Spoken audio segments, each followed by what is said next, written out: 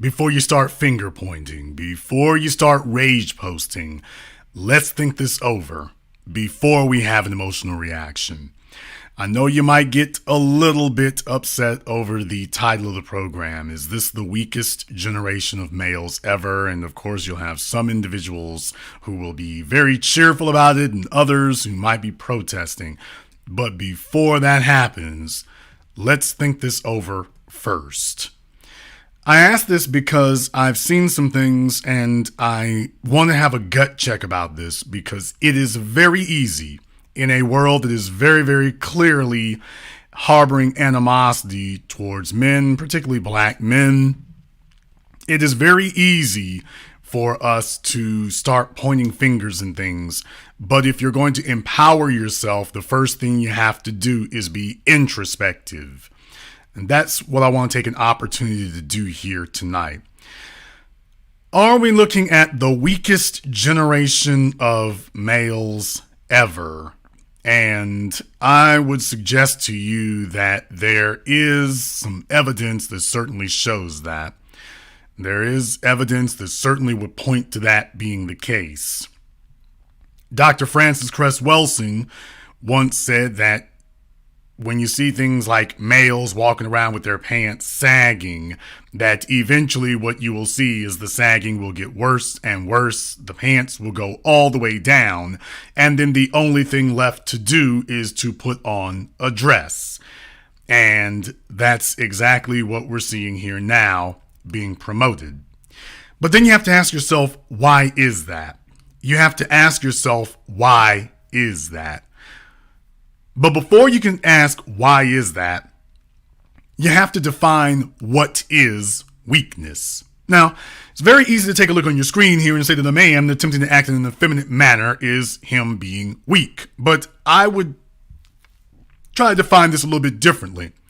A man who loses discipline, a man who loses focus, that's the definition of weakness. A man who allows people who are not at his level to control his actions, that is weakness.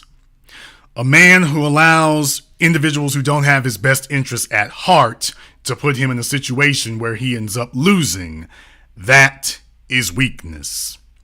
A man who allows himself to be publicly emasculated, either by a woman he's married to or one he is not, that is weakness. A man who dumbs himself down and turns into a monosyllabic clod, that is weakness.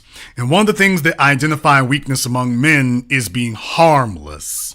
This idea that your whole purpose in life is to convince people how harmless you are, and what that requires is for you to recede into an infantile mentality. I want to define leadership for those of you who are not aware of what leadership means. But before I do, I want to ask you all one favor here. Make sure you share the program and also hit the likes as well. YouTube has our channel shadow banned, as you all know. They have been kicking it into overdrive. They are really on a campaign to bury this channel in particular. So I would appreciate it if you'd hit the likes button for me, and also if you share the program. Very important. Leadership. I've always defined leadership by 3 words, and those 3 words are call me first. That is how you know that you have identified and found your leader. Your leader is somebody who is going to tell you, if something is wrong, you need to call me first. Don't call me second. Don't call me third. As a matter of fact, I would be offended if you did that. But there's a problem. You see, you can only call somebody first if that individual possesses competence. And just because somebody is a male, females assume that if he's a male, he must have a level of competence. But in the era that we're in today, competence is actually rare. Adulthood and manhood are supposed to be synonymous with competence. But that's not always the issue. That's not always the case. And what we're finding in this generation is a generation of males completely lacking in initiative, drive, focus, competence. To the point that you have your women and your children, in many cases, more competent. So you're not the person that they call first. Now, what you can do is you can go back and say, well, you've had generations here of sitcoms and movies and entertainment painting men as being incompetent. Okay, well, yeah, but there's supposed to be a dividing line that distinguishes you from that. There's supposed to be a dividing line that separates you from that. Competence is supposed to show up in everything you do. Competence is supposed to show up simply by a manner of you being there. Case in point, at the Oscars, for example, you saw Will Smith being the very image of incompetence and lack of discipline. Denzel Washington, on the other hand, was the picture of competence and discipline. A better contrast you'll probably never find. This is important because you are depending on your next generation of males to take over the leadership. They are so that you can have a seamless blending from one generation of competent men to the next generation of competent men. But you cannot be competent and weak. You cannot be competent and subservient. You cannot be competent and easily thwarted. You cannot be competent and not have answers. You cannot be competent under those circumstances. You can't be competent and be weak. So that's the question I want to ask here tonight. Is this the weakest generation of males ever? And is that why it is so easy to become distracted, so easy to give up authority, so easy to accept being disrespected? Because by definition, if you're not protecting anything, then, well, it's very hard for you to feel disrespected because you're not actually protecting anything. So it's very easy to end up in that condition. In the internet today, what happens is that fellas sit around with a bunch of other dudes, and what they tend to do is they sit up and say, well, the females are out of line, and we need to figure out how to get the females to treat us differently. As opposed to starting first and foremost and saying, okay, the only thing I have absolute control over is myself. So what can I do to increase my power, wealth, influence, competence, intellect, my ability to affect the world around me, because therefore the world will be required to change the way that it approaches me. But that isn't what happens. What instead happens is you have these endless pity sessions where the males sit around and say, okay, now how can we bully and bludgeon and batter the females into lowering the threshold of requirement? How do we do that? Here's the reason why that is a fool's errand. The reason why that's a fool's errand is because you don't have leverage from a position of weakness. If people want more from you, then by definition, you've got more power. If people are demanding less of you, then by definition, you have less power. It is a good thing when you are a man and people are demanding things of you. That is a good thing. It is a good thing because the more responsibility that people give you, the more power you have. So it is good when people are insisting on contacting you, insisting on calling you, insisting on depending on you. That is a very good, very advantageous position to be in. At least it's supposed to be, unless you have failed the test of competence. And if you failed the test of competence, then that won't work. And the end result is going to be humiliation. The end result is going to be emasculation. And ultimately, the end result will be subjugation, which is really what you're on the verge of now. The first generation probably of males in history subjugated to the women and children. That's not a very inviting prospect. Usually what you would try to do is you would try to find some popular anecdote that you could tie it to that people could sit up and respond to, but you can see it outside of your doors. You can go to any shopping mall in America and you see the males walking behind the females. You see the males taking on the subservient air. They're not ready for manhood, but then again, they don't have anybody demanding manhood of them.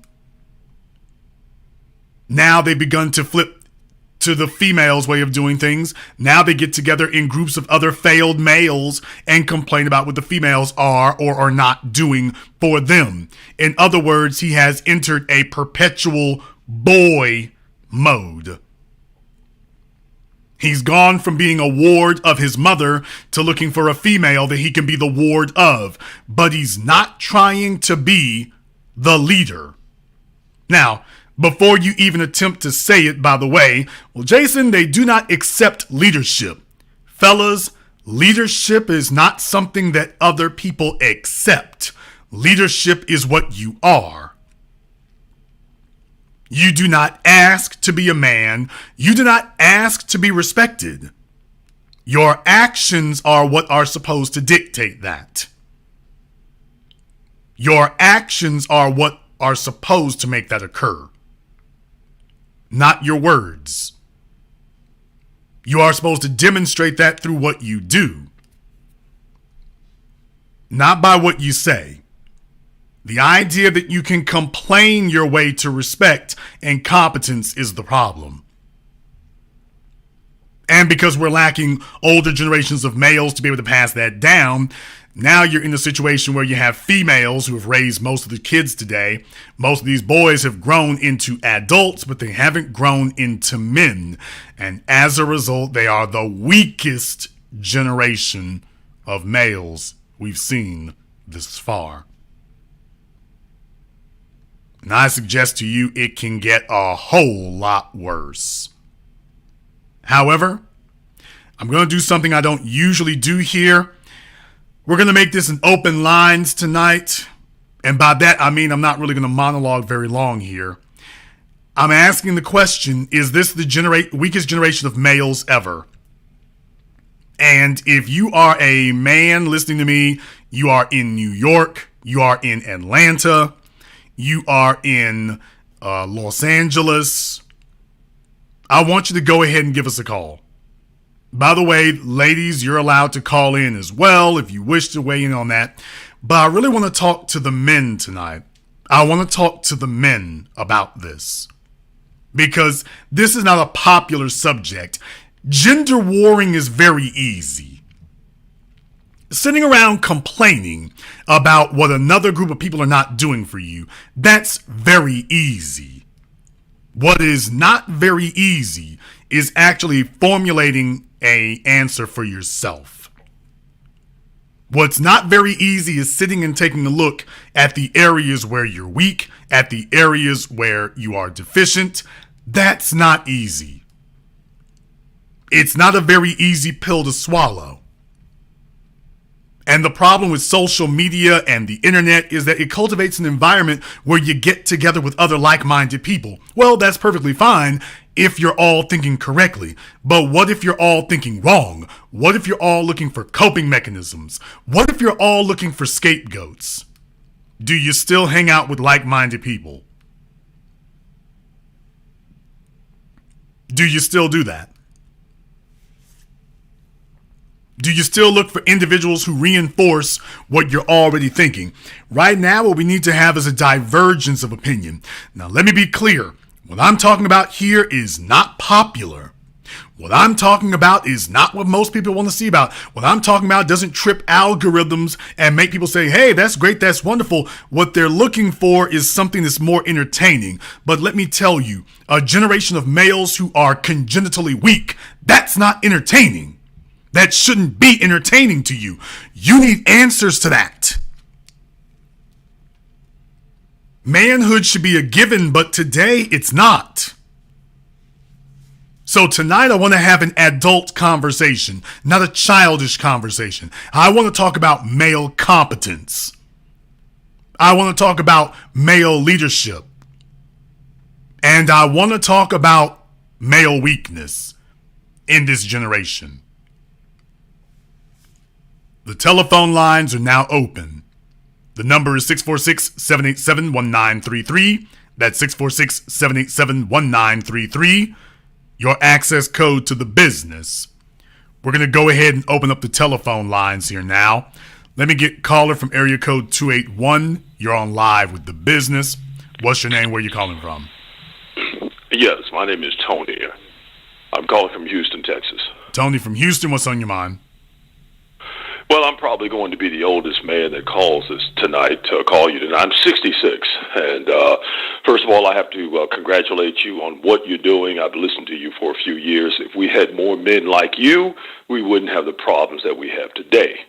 Secondly, I'd like to apologize to all of the people who I've hurt by voting Democratic for the last 45 years. Don't ask me why I did it. I don't know. But as of the last election, it is now no tangibles, no vote. Now, on your subject tonight, in a nutshell, the problem is what you stated. Primarily, we have no more men. It's been 3 generations of the prison industrial complex. They have literally removed hundreds of thousands of men from the communities and homes. They have no one to teach them. So now they go to social media and they go to the culture of rap and criminality, which simply feeds the industrial complex, because in order for them to think that they're men, they have to do illegal things. Secondly, of course, we have the problem that those males have been brought up, not really brought up, they've been birthed by females who have done a poor job, but yet and still they're still queens. These males are effeminate. They lack decision-making qualities. They are certainly not masculine in any way. And unfortunately, the only way they can simply say that they're men is by making more children. And we know what that leads to. So I have to tell you, what I don't understand is why they do it. You know that these women or girls that you're dealing with are not marriage material. You can see it. You know that if you're stupid enough to marry one, that's going to set you back 20 years of your life. Well, there's the first problem. You can only protect your future if you actually have one. Exactly. You're only concerned about your future if you're actually projecting one. You cannot protect that which you don't have or which you don't see. You see, because what you're talking about is protecting your legacy. But let's be very, very clear. If you're some little limp, moist mama's boy from Poughkeepsie, you ain't thinking about legacy. You're like, well, I ain't nothing. There's another aspect of having boys raised by low-class females. They'll be very, very quick to tell their sons what they're not. And then he's just like, well, he ain't nothing. He looks around. The males around him, they're not anything. So he adopts that. So you can't protect something that you don't even know exists. There's the real reason why it's so easy for these fellas to go off and get these bummy chicks pregnant, because in his mind, what do I have to lose? It really doesn't matter. He's not thinking in legacy at all. Where he is with her, that's the high point of his life. I'll say this and I'll let it go. I volunteer at the local NAACP here in Houston. And a woman came into my office. She's 33 years old. She has 4 children. The oldest is a 12-year-old boy, a 9-year-old, a 7-year-old, and a 3-year-old. She leaves the 7-year-old boy at home to watch the other siblings all by themselves. What is she doing, out whoring? anything she wants. It's pathetic. I got to tell you, I've seen another side of Black America that I did not know existed to the degree that it does. It is suicidal.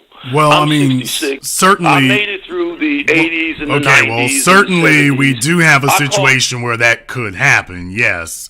But my thing about it here is, once again, who's helping them? Right. No, right, exactly. Who is helping them? I don't know if it can be done. I really don't know. It's been so much damage over the generations.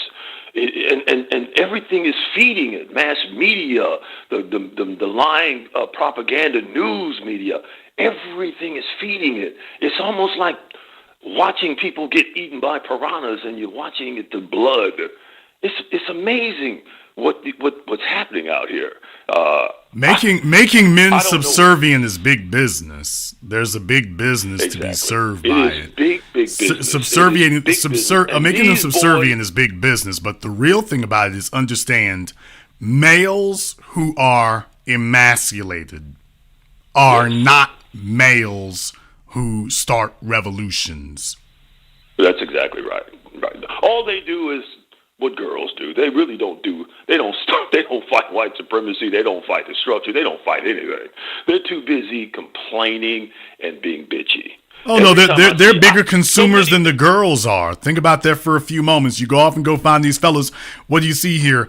And we noticed this happening over the course of the last 2 decades here. The fellas are out here being fashionistas. The fellas are out here concerned about, their hair and shoes and how they smell and this, that, and the other. And I'm not saying from a hygienecological sense. I'm talking about they have become equally as interested in being pampered, equally as interested as being soft as the women are. And what I'm saying is that's biologically opposed to who you are as a man, because there are no makeup rooms on a battlefield. Thank you very much for giving us a call. Let me get caller from area code 614. You're on live with The Business. What's your name? Where are you calling from? Hello, my name is Devon. Can you hear me all right? Okay, Devon, if you're on speaker, you're going to have to take that off. All we can hear is a truck behind you.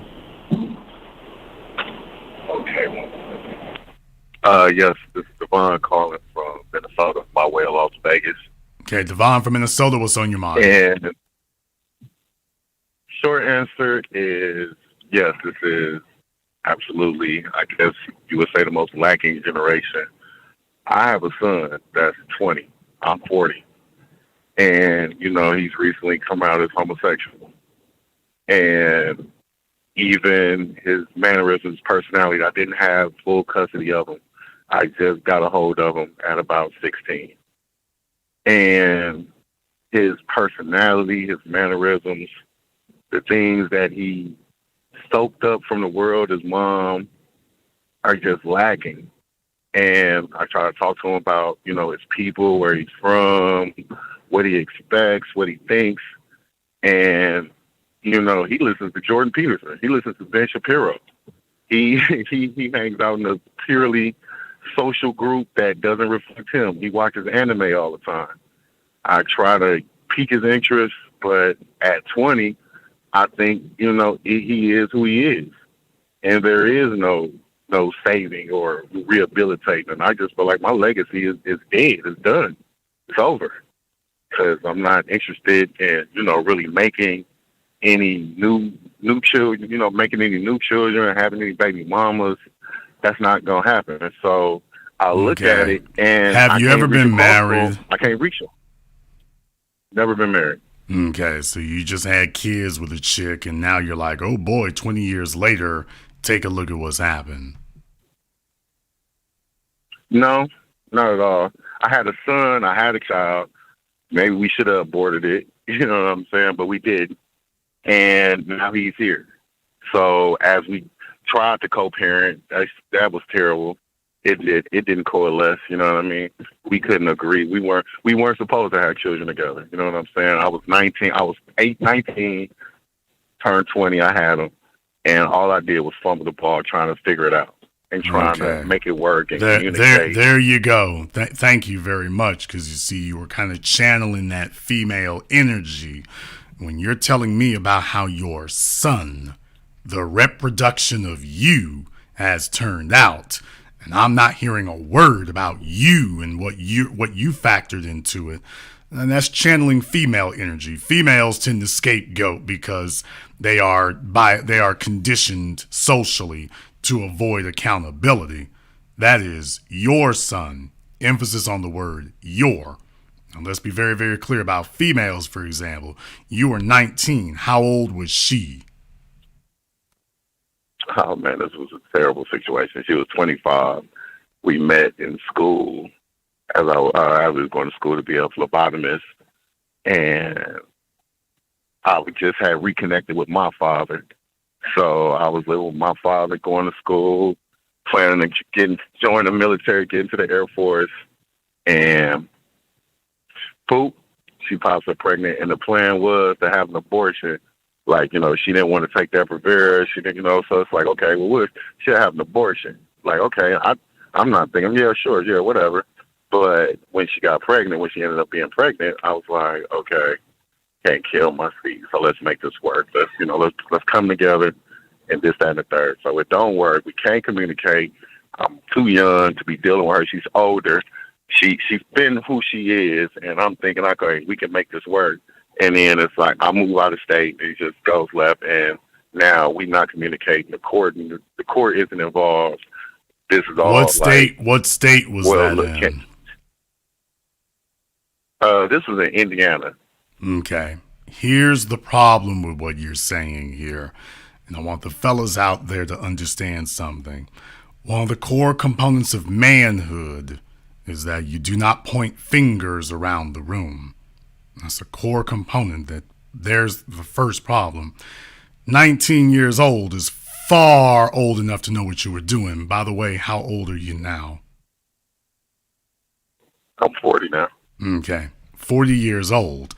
As I said, folks, brothers have known that making bastard babies with chicks is a trap since 88. So it wasn't like you were sitting there and you were unknowingly going into this. You knew what was going on. So you can't really claim ignorance. Oh, totally. Let's totally. Oh no, okay. I'm not claiming ignorance. All right. Calm down. Brake pedal. Let's make sure that we understand the weakest generation of males today had fathers like yourself. That's where it comes from. So I'm very glad you called in, because this is how we got here. Individuals who are just laying up with chicks of dubious quality, making a lifelong commitment, which is what a child is. You've now mixed your genes with hers. She didn't qualify for it. She qualified for sex, and according to you, didn't qualify for anything else, but that didn't stop you from giving her everything else. What I'm saying is, no, we made these decisions with our eyes wide open. So the thing to keep in mind here is, now, how do we get into this? Well, there's a few different ways, actually, that we did get into this. First and foremost, he's 19, she's 25. Now, let me be very, very clear. When I was in my late teens, when I was 19, 20, 21, all of my girlfriends were at least 10 to 20 years older than me. So this is not new territory at all. I'm very familiar with it. I didn't get any of them pregnant either. Didn't do that either. They had their own Lexuses and their own houses. I didn't get them pregnant either. Let's be very, very clear, folks. When a male gets a female pregnant, he's trying to keep her. Now, we love to say that about the females, but let's be very, very clear. When a guy gets a female pregnant, he ain't married to her. He's trying to keep her. Now, in your case, she was 25. I disagree. I was irresponsible. I was irresponsible. Sir, I wasn't trying to keep her. I was hella irresponsible. Okay, sir. Irresponsible is not tying your shoelaces when you leave the house. Irresponsible is texting while driving. You did not get her pregnant the first time that you had ejaculated unprotected in her. That wasn't what happened. You're just on a regular basis laying up with her and essentially trying to get her pregnant. You're not going to sit here and tell all of us, nope, I took precautions all the whole damn time. I mean, sure, no, dude, it doesn't happen that way. This is, when I have relations with her, I don't protect myself. Yeah, that's a guy channeling that female Section 8 behavior. Let me get her pregnant because you're channeling that energy. Let me hold on to her. You were 19, she was 25, you starstruck, let me hold on to her because this is fly as hell. What you didn't realize is you have a future. Because it'd be different if you were going to die by the age of 21. If you were going to die by the age of 21, what you were doing was perfectly fine. Problem, you're not. Where it comes off the rails is when you make it to the age of 23, 24. It's like, oh, hell, that wasn't very bright. Yeah, when a male gets a female pregnant under those circumstances, he's trying to keep her. He's trying to hold her. Well, I definitely agree. I agree with the latter. I disagree with the former, but I know that now. Well, I mean, that's why I only have one son. I've never, at 21, 22, it was like, hold on, what did I do? But, it's too late now. My son's here. I knew I made a mistake. I knew I was, but okay, well, we try to make the most of it. Then we try to co-parent, then we try to raise. Okay, sir, you did it again. You did it again. Well, I made a mistake, sir. How long were you having unprotected relations with her before she got pregnant, sir? About 6 months. Okay, sir, you're talking to other adults like they're stupid. And that's very insulting. Yeah. That's very insulting to the intelligence and dignity of other adults. 6 months of raw dogging, that's not a mistake, sir. That isn't, I don't know what I'm doing. That's not, I'm being reckless. This is the one. And now I don't want to claim her. And I don't want to claim what I was doing at the time because this ended disastrously. But when you were doing it, this is the one. 6 months, sir. That's half a year. And by the way, he's probably being generous with that. He's probably being conservative with that. Sir, 6 months. No, I'm being absolutely honest, man. Six why months would you exaggerate on months? Come on now. I'll be honest with you. She was on the depot shot. Her depot shot ran out. She didn't want to get the next depot shot. Okay, run it. Let's go. You know what I mean? And then we go from there. I was young and in school. I was planning on the next part, and I guess you would say I had a throwback mentality because she got pregnant. I was like, okay, well, we can get married. We can do this. We can do that. Let's bring it together. And we tried to bring it together. It was the main reason why she shouldn't even be pregnant. Like, this ain't gonna work. We don't see the world the same, have the same ambitions, but at that time she's passed. What was she doing for a living when this 19-year-old young man met this chick? What was she doing for a living? Oh man, I don't want to disparage her, man, but she was back in school. She was going back to school and fresh off a divorce. Man, it's a terrible situation. She already had 2 children. She got 4 different baby daddies. There you go. There you go, everybody. See, the way in which he's trying to portray it, if you don't ask enough questions, then you don't realize, oh no, he knew what he was doing. And what she found was single moms know how to find the low-hanging fruit, who are easily led, easily dominated, and easily susceptible. So she went past a bunch of other dudes. Locked me in if she acted right, sir. She did acted right, but she didn't. But she didn't want to, sir. You're right. I ain't gonna argue that. Yeah, but she didn't want to. So my point is, yes, this guy's got a chick with a gang of kids hanging off of her. Single moms look for males who are reckless with themselves and will be easily dominated and put into a trick bag because he wants to be put into a trick bag. And he doesn't realize what's going to happen yet. Sir, okay, how are you going to argue this when you're in it? Do you hear yourself? You told us what you've done, and then you're saying that's not what happened. Well, I'm telling you the motivation. Like, I didn't want to keep her. I didn't want to be with her. I was young, reckless, just Untrue. everywhere. Untrue. Not being. Untrue, sir. You've already admitted. Well, I tried to see if we could work things out, and we just wasn't getting along. Yeah. Thank you, sir. So you did. Well, it wasn't because I wanted to be with her. It was like, okay, well, look, you pregnant.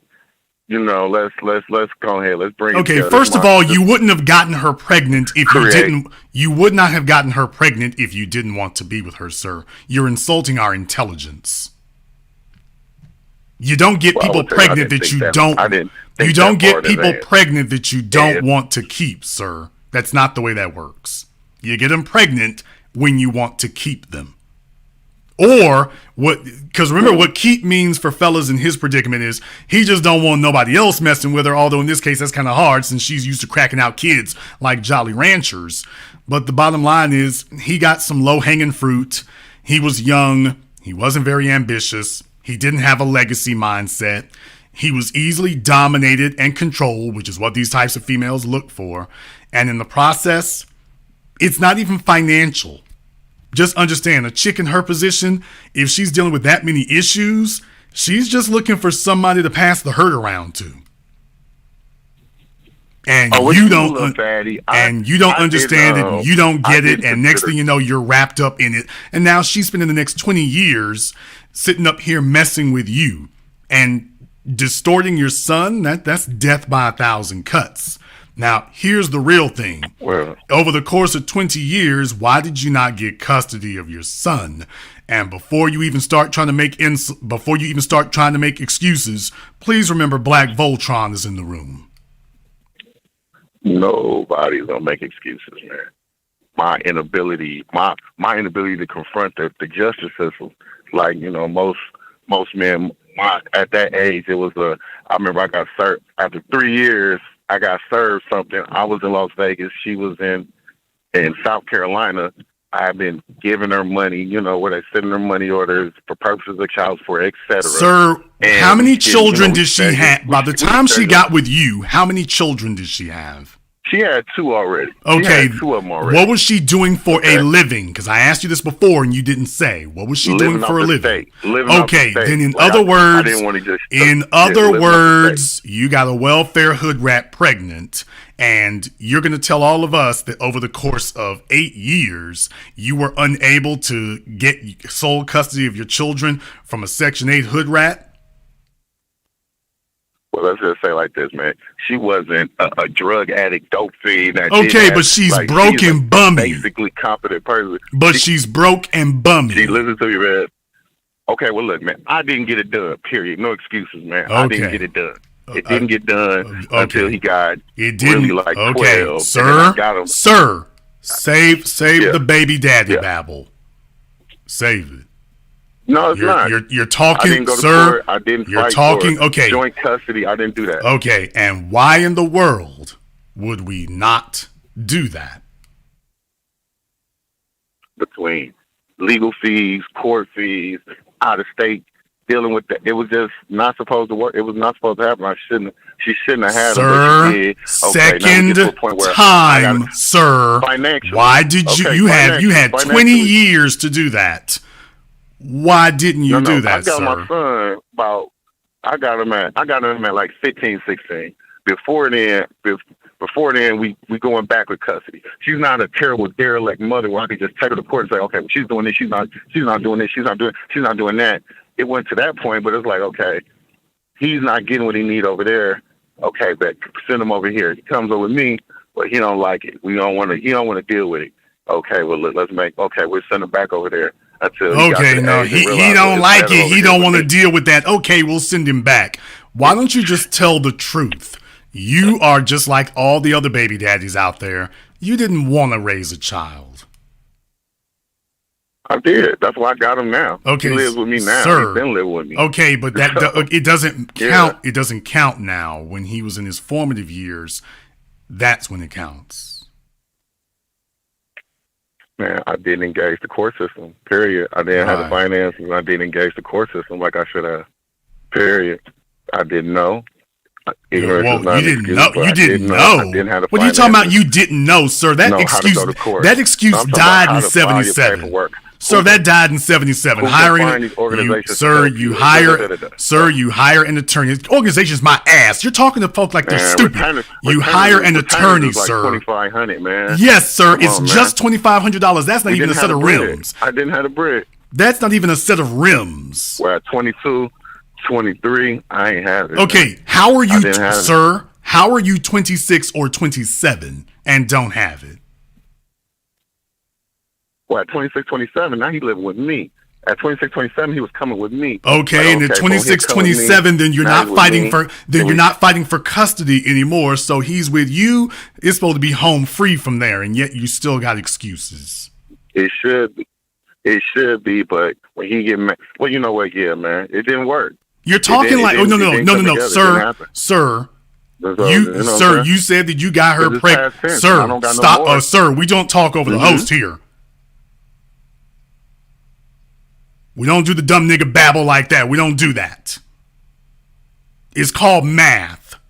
This kid was 7 years old, and you trying to tell me that he was an emancipated juvenile at 7? No, if he's with you, that's where he's going to be. Period. You would think. I would think nothing, sir. He doesn't have veto power at 7. Okay, let's say it like this. He's with me on Christmas. We're upstairs. My phone's in the basement. I don't answer the phone because she calls. She's blowing my phone. He was 9 years old. I finally answer the phone.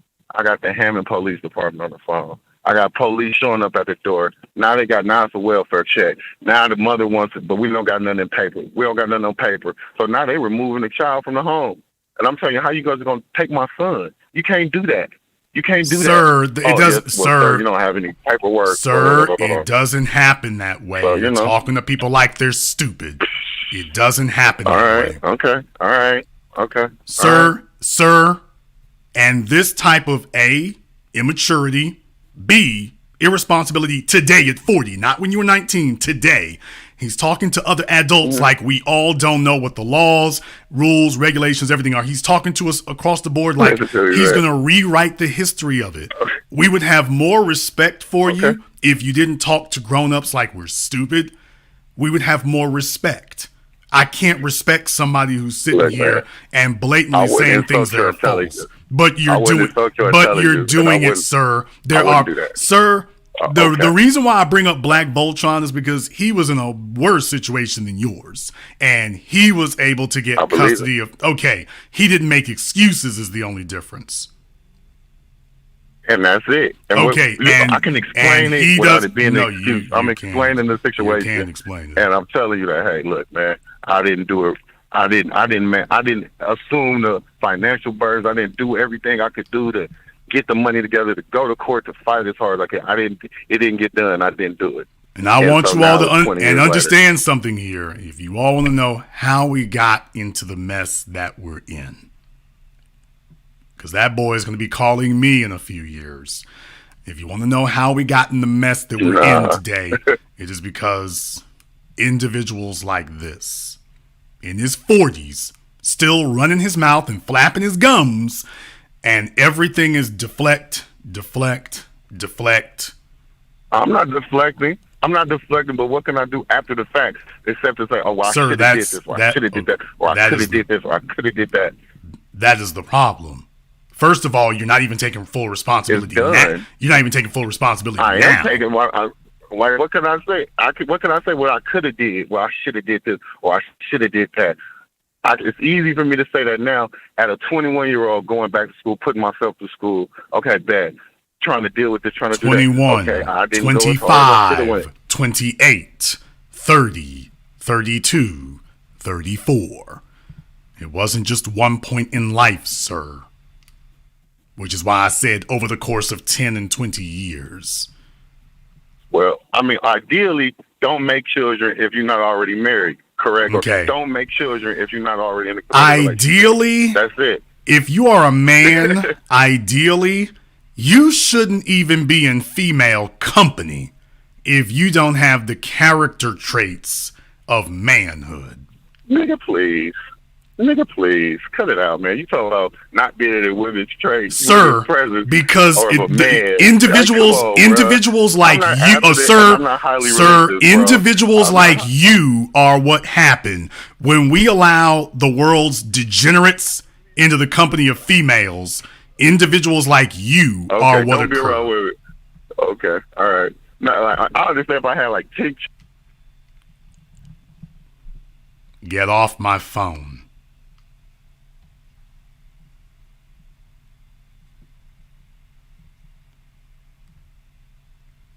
I want you all to understand that Pookie who just got off the line there, he's become like the old hose. He's bringing us his excuses. Well, you see, I was messing it up the whole damn time. Well, you understand, I didn't have the means. So he talks to other adults like they're dumb, like we don't know how the system works. So he said, well, they just showed up and they just said they took the kid. No, most likely what happened was you're as screwed up as she was, and you were probably doing a bunch of stuff you shouldn't have been doing. And he's the one with his son looking like this and trying to tell the world, well, I don't know how it happened like this right here. I don't know how that occurred right there, man. I don't know, man. It did. What can I do there? And you have to understand, when these individuals have found safe spaces to hang out in, then they think that they can come among actual men and talk to us the way that they do over there. Notice I didn't even judge the aspect of it about whether or not he was married to her or not. I'm like, okay, well, once you see she's a bad bet, why did you not go and get your son? Oh, he did have the ability to get his son. Yeah, I ain't really trying to do that there. I gotta run these streets and run these hoes, man. That's what I'm doing here. Okay. And I want you to understand, as men, we have to have a code of conduct amongst each other. There needs to be a code of conduct amongst the men. That when individuals show up like him, he is a damn pariah. When individuals like him show up, he is an outcast, because all he can do is create problems and slums. He can't do anything productive. He is the enemy. That is our adversary. Right there. An individual who will have children and not give a damn about what occurs to them. No, I let him talk. I let him keep talking because I want you to hear how far that goes. I want you to hear how far they'll talk silly to us if we let them. Well, I thought I was going to get some sympathy over here, things just didn't go right there, we just wasn't cooperating here. All right, well, she was weak and whack and bummy and broke. She's living on welfare. You can go get your son. Well, it wasn't that easy until he tells us, well, actually, she sent the kid to me. Well, then case closed. Well, no, it ain't really that easy. Yeah, it is that easy. But when you are a degenerate and a reprobate and irresponsible, and I don't mean irresponsible just sexually, just understand, how you do one thing is how you do everything. He wasn't just sexually irresponsible, he was irresponsible at everything else. He was irresponsible at everything else. Caller from area code 646, you're on live with The Business. What's your name? Where you calling from? It's Onan from Queens. Onan from Queens, what's on your mind? Yeah, so that last caller was funny. Acting like he don't know what's going on at this ripe age of 40, and I like the way that you broke him down. And, that's what we need in this community. Like you like to say, steel sharpens steel, and I totally agree. And that's why I feel like we're one of the weakest generations of men, because we don't have that counterpart that we can sharpen ourselves. So many things have just been come to validate the bad behaviors that we do instead of, correcting our path when we need correction, Well, definitely that's what you need us here for, because when these Weak and degenerate individuals realize that we're not going to take their excuses, that they will not be accepted among men, then that when that will stop, because they're going to be looking for safe haven. They're going to be looking for safe harbor, and the females aren't giving it to them. The females will use them, they'll get a check, and then as soon as she gets the check, she just rains hell down on you. So what they'll be looking for are other men who are going to sit here and sympathize with them and give them aid and comfort. That's why it's important for us to have a culture of not doing that. Thank you very much for giving us a call. Let me get a caller from area code 551. You're on live with The Business. What's your name? Where you calling from? Oh, good night, Jason. It's Alex from Jersey City, New Jersey. Alex from Jersey City, what's on your mind? I just want to call in and tell you that you're absolutely right. I used to be, before I found your page, The Business and the Black Channel, I used to be like docile and like with no direction. I was making like decent money in my early 20s, but not until I found your page and I got into trucking and all that stuff. And I changed my life around within the course of 1 year. Well, I'm glad to hear that. Hopefully you'll be able to do more with it than that individual there. Please stick with us. Thank you very much for giving us a call. Let me get caller from area code 646. You're on live with The Business. What's your name? Where you calling from? TBA, Anthony from Queens, New York. Anthony from Queens. What's on your mind? In terms of the answer to your question, of course, this is the weakest generation of males. And I think it's, we can look at, everything that's happening in terms of not having a male figure in the household, the school to prison pipeline. We can look at all of that. But I think the biggest issue is that we try to mold ourselves as men into societal norms and chasing women instead of just bettering ourselves. We just have to start looking into ourselves and saying, what can I do to make myself better? Get a trade, go to school, start a business if you can, enhance my own skills without really having, you're not going to be the coolest kid on the block, but just enhance your skills or enhance your profile for yourself. Better yourself for yourself. Don't better yourself for some girl that you're trying to chase or some woman that you're trying to chase or because everyone else is doing it. Better yourself for yourself. And I think we can move forward as a male, species. Well, certainly, like I say, you should be driven. That's for certain. And everything else is a side effect of that. Everything else is a side effect of it. When you have a mission in life, remember I told you all, the most important decision that a man will make in his life is his purpose in life. What is his mission? What is his aspiration? The most important thing you'll decide is what you're here to achieve. And everything else is a side effect of that. You take that away and you're getting chicks pregnant willy-nilly. Pregnancy is supposed to be an attribute that enhances your legacy. If you have no mission and purpose in life, by definition, you have no legacy. You're not passing anything on. Since you're not passing anything on, there's no reason to create someone to pass it on to, ostensibly. Thank you very much for giving us a call. Let me get caller from area code 424. You're on live with The Business. What's your name? Where you calling from? Tammy from Los Angeles, California. Tammy from Los Angeles, what's on your mind? Well, I just wanted to say that thank you to all the black men that are out there who have matured enough to understand that they need to respect their children and their wives, and for the young men and men out there who are in a committed relationship with a woman that is treating her with much respect. So I just wanted to say thank you to them, and let them know that there are women out here to know that there are good men, and I don't want anybody to think that there are just all black men. Well, okay, bad. let me stop you there, Tammy. Let me stop you there.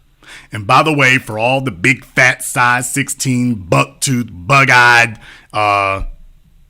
used up stripper chicks like Nick from Atlanta who called in last night, Tammy, this isn't the night to talk about, well, there's some fellas out there doing it right. This isn't their night. Oh, well, Okay. I was just giving Tammy, a shout out to them, but all right. what I was going Tammy, to say. brake pedal. The volume comes through loud and clear on Blog Talk. Brake pedal. There's a reason why we do not do that. There's a time and a place to give folks attaboys and congratulations. There's a time and a place for that. Here's the problem. Okay. You cannot fix a problem that you will not face. And by definition, you can't face it if you won't focus on it. So you're going to have to look at it. You're going to have to focus on it and say, okay, everything else, we're clearing that off the table. Today's agenda is to focus on this issue. Well, this issue is bad, but there's times it ain't that bad. Okay, let's try this again. Today's agenda is to focus on this issue. Now, you see, if we need to build a bridge, then we need to discuss building that bridge. We don't need somebody to jump in and say, well, you know what? We got a lot of good bridges here in town. I just want everybody to know. I want to stop the meeting so I can say, we got a lot of good bridges in town. No, okay, but we have one that's getting ready to fall or one that has already fallen. You're right. We don't need to discuss all the bridges that are doing okay. We have a bridge that's going to kill hundreds of people. We need to focus on that because, you see, these are very difficult discussions to have. What really happens is cognitive dissonance. When you start having difficult decisions, people want to pull back. And it's like, wait a minute now, because, things got serious. They want to pull back on them because it's like, okay, things are real. Yeah, because there are real world consequences and ramifications of what we're saying. There are real world consequences of this. There are people who are going to be pariahs. There are people who are going to be outcasts. There are people who are going to be maybe locked up in jail. There are people who are going to be permanently sidelined in life as a result of what we're saying. They're permanently. Right. And you know what? That's going to be a real ramification to look at. That's going to be a real ramification to look at. But no. This is not the night for the fellas who, everything's going great. Well, we got a lot of good ones out there. Okay, this is not the night to focus on them. Not at all. Thank you very much for giving us a call here. We're not here to give them an attaboy. We're not here to change the subject. Well, we're doing it right now. Okay. No, we're not doing that. I know this is real sensitive, real tough. It's hard to focus on that. It's like, wait a minute, this is going to get sticky and get real. Yeah, it's going to get sticky and it's going to get real. Caller from area code 757. You're on live with The Business. What's your name? Where you calling from? Hi, this is T from Charlotte, North Carolina. T from Charlotte. What's on your mind? I just had a question. Is there a way to fix an effeminate black male, or is it just a lost cause? Is there a way to fix an effeminate black male? Yes. Okay. Ma'am, that's the whole question of psychology, is how do you, quote, fix somebody? Give them tools and information to change their thought process. Okay. But here's the real issue, ma'am.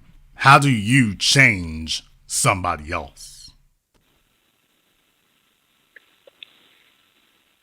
I guess you can't. I was gonna say give them the tools, Right. I mean, you can give it to them. You can tell them things. You can avail them to quote unquote information. Yeah, you can do all that. But at the end of the day, how do I change somebody else? At some point you have to accept reality. Now, here's another thing to think about. Now, you said, well, how do you change them? Ma'am, the next question becomes, do you want to? Let me try this. Slow down. Let me try this a different way here. Because you said, how do you change an effeminate black male? Okay. Give me some examples of what are some of the things that this effeminate black male has done to the extent that you now consider him to be effeminate and not masculine. Overly emotional, throwing things, breaking things. Threatening their own life. Pushing blame, not accepting accountability. Okay. I'm not so sure that counts as effeminate, ma'am. You got anything else?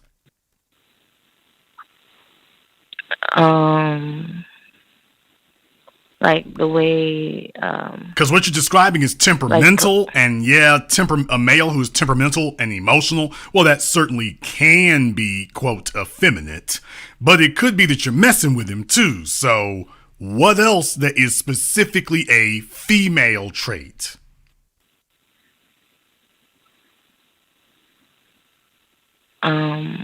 Trying to get play the victim, or I guess try to make everyone feel sorry, throw pity parties and stuff like that. Try to seek attention in negative ways.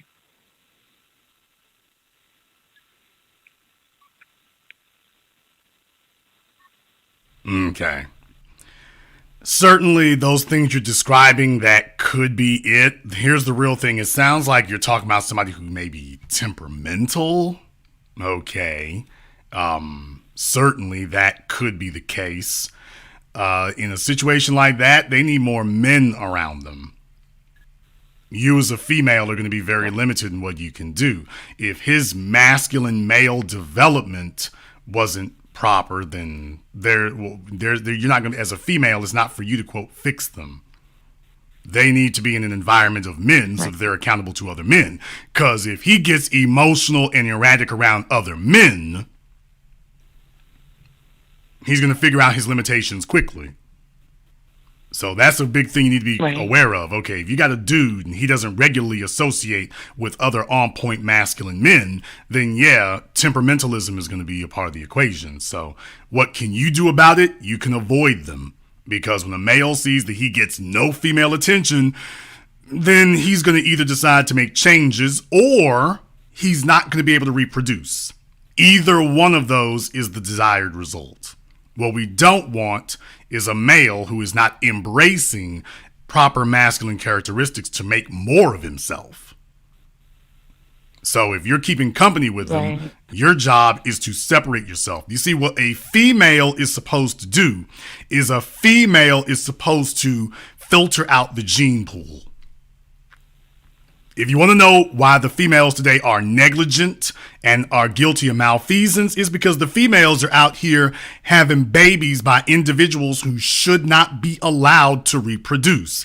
As a woman, it is your job and your responsibility to ensure that males who are not worthy of reproduction, males who don't have the proper characteristics, do not get to, quote, reproduce themselves. That his bloodline ends with him. Your job as a female is to make sure that a deficient male's bloodline stops with him. That you all have made the decision, you don't make the cut. You are not up to code. You are deficient. The world does not need more of you. Yeah, you don't get to reproduce. We don't get another generation of you. You're done here. You stop here. You see, that's what females are supposed to do. Instead, you've got a social apparatus and a government structure that is defying evolution and natural selection, and females are just reproducing willy-nilly to get a check. And in the process, it messes up everything else. So as a female, your prime directive is to ensure that only qualified males reproduce. The unqualified do not get to reproduce. Okay, thank you. Thank you very much for giving us a call tonight. They cut calls short when you say that. By the way, as a woman, your job is to make sure that such a man, if he's effeminate, your job is to make sure he doesn't reproduce. Oh, thank you very much. Gotta go. Bye. Yes, because as a female, you play a factor in this. Because your job is to be the office that says whether or not his application is accepted or rejected. Your job is to say, yeah, I've looked this over. Yeah, no, characteristics ain't up to code. Yeah, you don't have a future. Okay, yeah. You gotta go. Bye. Yeah. Nothing for you. Nothing for you. Nothing for you at all. Caller from area code 773. You're on live with The Business. What's your name? Where you calling from? This is Zane from Chicago, but I'm in Pakistan though. I I wanted to say, Jason, that to answer your question or about the topic, that yes, that this generation has been the weakest weakest. I've noticed that from listening to you and from 2017 up until now, that I started to diverge. Most of my peer group now, they talk about anime. They don't even have a toolbox in their car anymore. And what I found out that, and I think that, shout out to you, Sinful, that a lot of males have been mostly emotionally responding instead of mentally reacting. It has a lot to do with the cultural, has a lot to do with a lot of things that's going on in back home in society.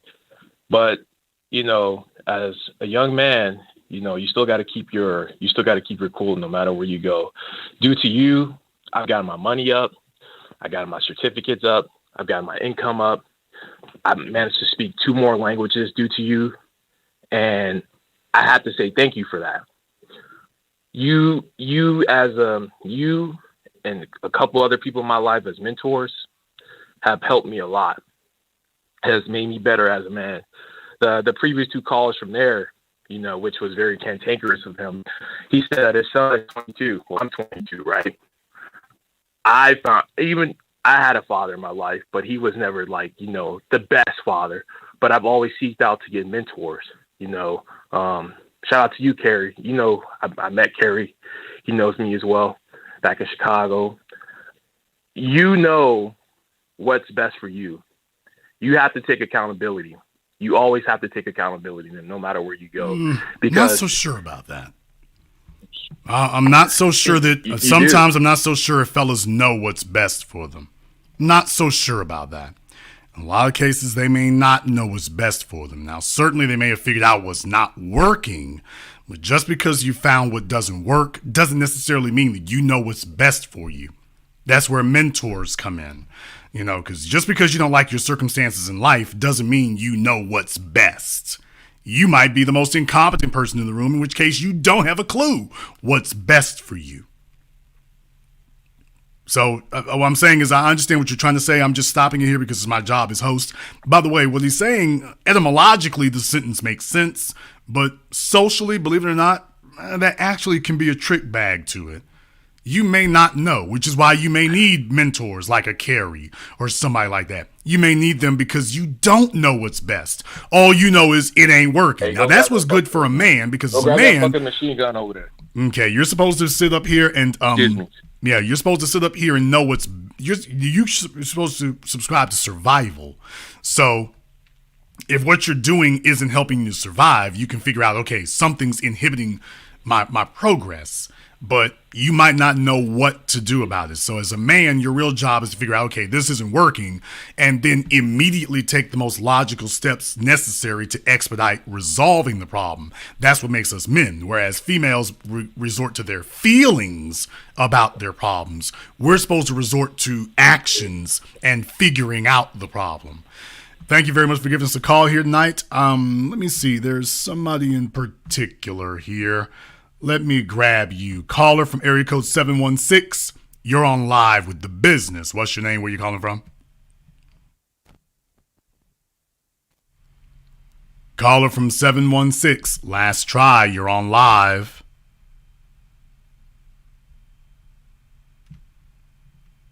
Caller from 716 has been abducted.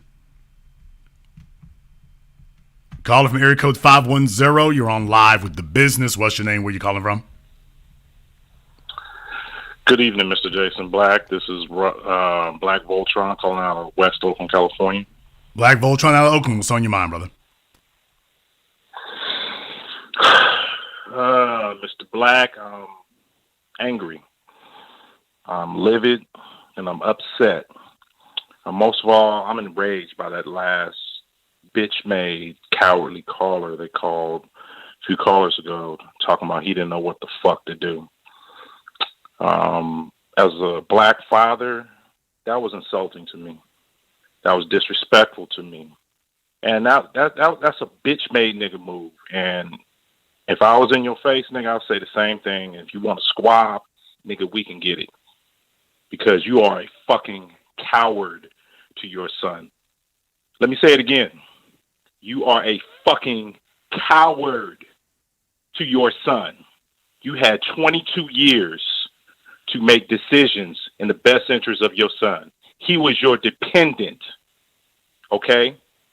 I don't know if you saw your son when he was born, but I saw my daughter when she was born. And that scared the living shit out of me because she was so fragile, so needy, and needed me so much from that moment all the way till now. Okay? And when I hear bitch-made niggas sit up here and just talk like, oh, I tried, I couldn't do this. Bitch, nigga, you chose not to be a fucking black father.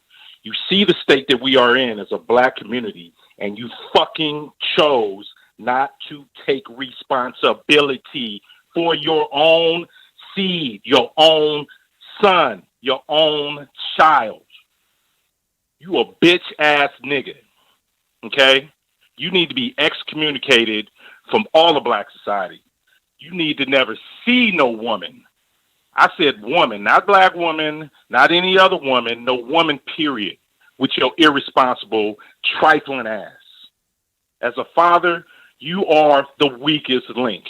You are what's being described on today, on this channel, the prototypical weak-ass, bitch-made nigga who will refuse to take responsibility for your son. You had a million decisions to make, if not more, on what you're going to do with that child.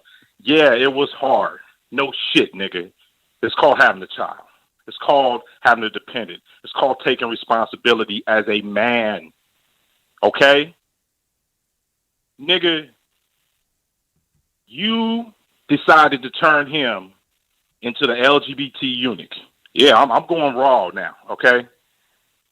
You could have took custody of your son. You could have fought in the courts. You could have provided everything that child needs. We all know raising a child is going to cost a bunch of money, specifically between $350,000 to $500,000 per child if you take them from age 0 to 25. Okay? I'm talking before birth. Okay? That means you got to have your health benefits, your dental benefits, your medical benefits ready. You need to have your money before having a child ready. That's called pre-planning, you stupid motherfucker. No, even if you did make some mistakes like I did, because I'm not saying I'm a saint. Look, I done fucked up too, okay? But I knew when that little baby girl was sitting up there looking at me as a newborn, it's all on me. No matter what is going on with her mama, no matter what's going on with my life, no matter what's going on with anybody else in our family, the shit is on me as a man. I can't have no excuses. And I thought ahead 5, 10, 15, 20 years down the line. Guess what, nigga? My daughter's going to be 22 too. So around the year 2000, when we both had our children, we had a series of choices to make. Am I going to be a father? Am I going to do what's best interest of my child? Am I going to provide her with everything humanly possible I can provide her and more? That means, I can't go to the club. I got to sacrifice. I got to do shitty jobs that I absolutely fucking hate. Okay? That means I can't get no fucking sleep. Fuck sleep, nigga. You got to man up. You should have manned up, and you chose not to. Everything else was more important than raising your son. And you gonna call up this motherfucking program, this man's program, disrespect all of us men on this channel and tell us, well, I didn't get a chance to. You come up with your bullshit ass excuses? No, nigga, you quit. You a quitter. A bitch-made cowardly quitter. And now your son is gonna pay the consequences for the rest of his natural life, unfortunately. You are the fucking problem, nigga. You are the one that helps destroy the black community because of your irresponsibility. Nigga, fucking $10, $20 box of condoms couldn't prevent this. Or even better, nigga, if you didn't know what the fuck you doing, you shouldn't have been fucking in the first place. Wrong. Well, you know what? But you know what, Voltron? I'll take it even further than that. Because I'm in my 40s and I don't even have any biological children. So I've got a bully pulpit about the size of Wyoming. that I could sit here and proselytize from about, well, you shouldn't have did this and shouldn't have did that, because I've lived the life several times over. So nobody's going to be able to supersede my authority in that area, but I will go even further, because you'll notice I didn't even make a big issue about the fact, well, you shouldn't have gotten her pregnant, this, that, and the other. I was just like, okay, you need to recognize you got her pregnant because you wanted to. Okay, but I'm not giving you the death sentence over that. That's just how generous and cool I am. I'm giving you capital punishment over everything that happened after that. Because you see, getting her pregnant can be done in a few minutes, even though it took him 6 months. What about the next 10 damn years? Now, what about that part? Yes. Because that's you going through day after day. This isn't a chick who's pregnant anymore. This kid is squealing. This kid is crawling around. This kid can say, daddy. This kid can call you. If they can call their damn mama, they can call you. You're talking about another person at this point. What I'm saying is that if you have developed the ability to neglect another human being born in your image at that level, at that point, you don't need to be on this earth anymore. Agreed. I got to take it even further than that, Jason, because like you said, you don't have children, but I do. I am a single father. I know where he has been, and I know the things that he had to do, the sacrifices, the feeling of despair when I didn't have my daughter's mother helping me. I didn't have no child support. I had to do this shit on my own. Okay, so no, I'm going to take it even further. Cruel and unusual punishment fits the crime. Fuck that nigga. He was talking about aborting his own son. The child, the son is going to take his name, man. I mean, he's a fucking murderer. He's a potential murderer. Okay? Fuck that nigga. He don't deserve shit. Ladies, women, stop procreating with these bummy, dusty, disgusted, fucking weak-ass, bitch-made niggas like that motherfucker they called, okay? Now you see the result. You're wondering why everybody sit up here on these black spaces, on these new black media pages talking about what we going to do about the black community. What we going to do about the black community? You're looking at them in your fucking face. Look in the fucking mirror and stop doing the same shit over again. Stop digging the goddamn hole. Stop getting with these sorry-ass, low-level, shitty pieces of shit, males and females. That's what you do. You stop digging the hole. Stop giving them the time of day. Excommunicate them out your life. This is cancer, malignant cancer, and we got to cut this shit out and give immediate radiation treatment, okay? We can't, we can deal with the nutrition and everything else later. We need radical surgery at this point. That means cut these niggas out of our lives. I'm going to land it on that. Mr. Black, thank you for letting me speak. Be one to the fullest. And nigga, fuck you. He can say it because I can't. Thank you all very much for giving us thank you very much for giving us a call tonight, Black Voltron. Like I say, he can, some of y'all are able to say things I can't for obvious reasons. But I have no problem letting y'all drop the mic on that. We're talking tonight, is this the weakest generation of males ever? And a moment of introspection. And by the way, don't expect the big fat troglodyte looking hood rat to sit up here and say, well, Jason, when somebody tried to change the subject from males, you stop them. You don't look for that, because understand, they don't take accountability. They don't take accountability. Well, let's be very, very clear. I am the single most equitable platform that you will find. The single most equitable because I will hold us to that standard there. This isn't about making deficient people feel secure. This is about getting to the root of the problem. And everybody's going to have to take a haircut. There isn't anyone who is doing what they're supposed to be doing completely. Everybody's going to have to take a haircut. Caller from area code 317, you're on live with The Business. What's your name? Where you calling from? Hi, Mr. Jason. My name is Maurice Johnson, calling from Indianapolis, Indiana.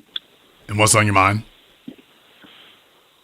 Answering your question, you're right. This is the weakest generation of males, and it seems like no one is concerned with self-improvement. And I can admit to you, when I was younger, I didn't really see a future. I walked around at feet. I didn't care. And I'm 24 years old now, by the way, and my son is 3. And ideally, you're right. I shouldn't have been in the company of a woman. I should have been focusing on my purpose. But at this point in my life, all I'm focused on is getting my life together. I have my own place now. I'm stable with the job. And my early 20s, they were rough. When I was 18, I touched something I shouldn't have. And now I have a theft on my record, but it's okay because when I'm 26, of course, they're willing to drop my felony to a misdemeanor. And as far as my son's mother goes, I thought she was the best thing that I acquired at the time when I was like 18 when I met her in high school. Yep, you're right. And after over a year of having unprotected sex from her, my son was born. And I was trying to keep her around, obviously. And ever since then, it's been okay because I've set certain tones with her.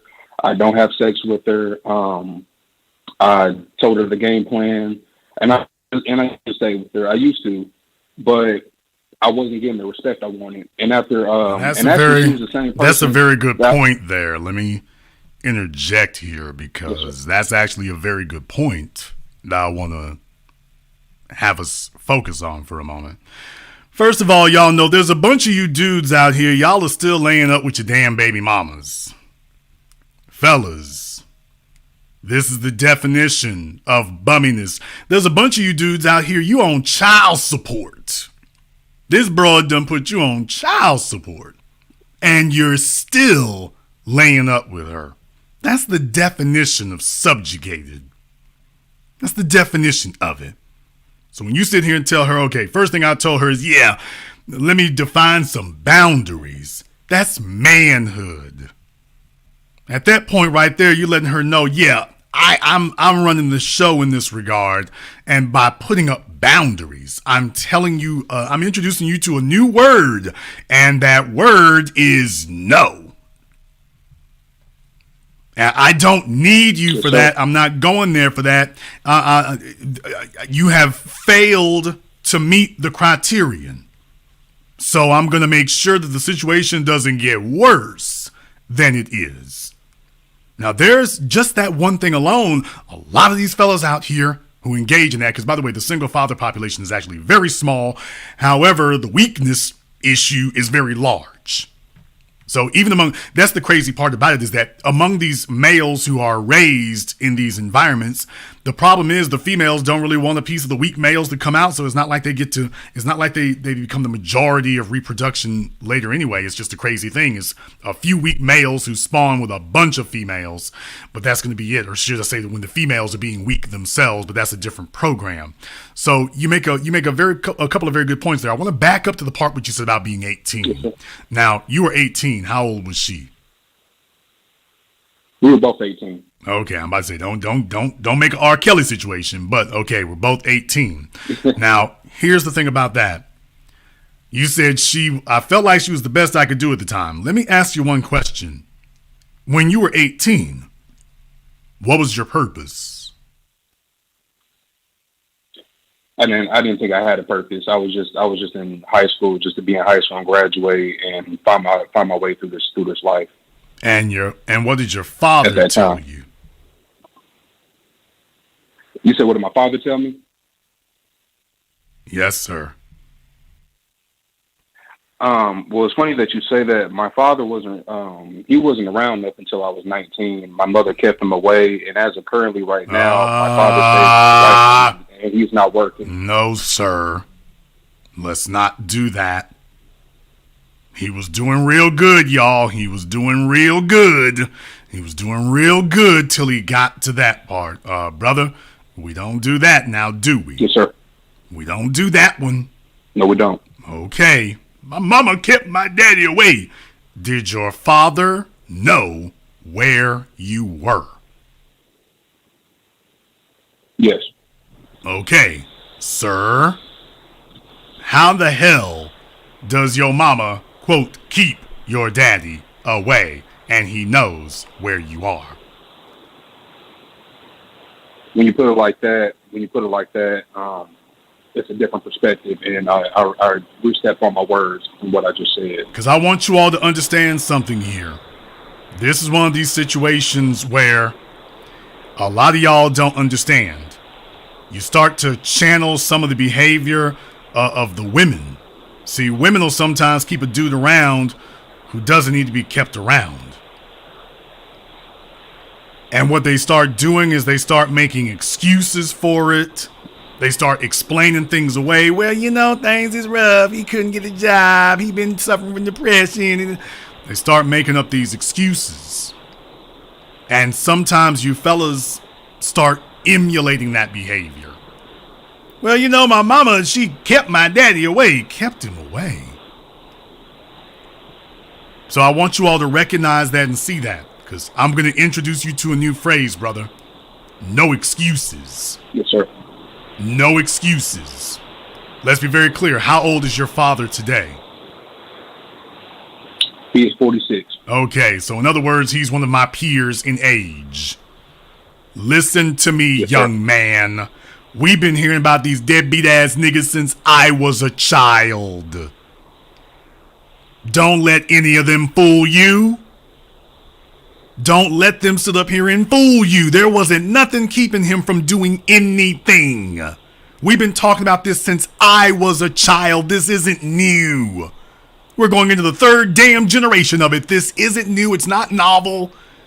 He wasn't dealing with some insurmountable obstacle that wasn't there 20 years prior. Brother, it's the same damn thing. There's nothing new. Don't let him sit up here and sell you no damn sob story because you're his son and he's hoping that you won't ask any questions and you don't know any better.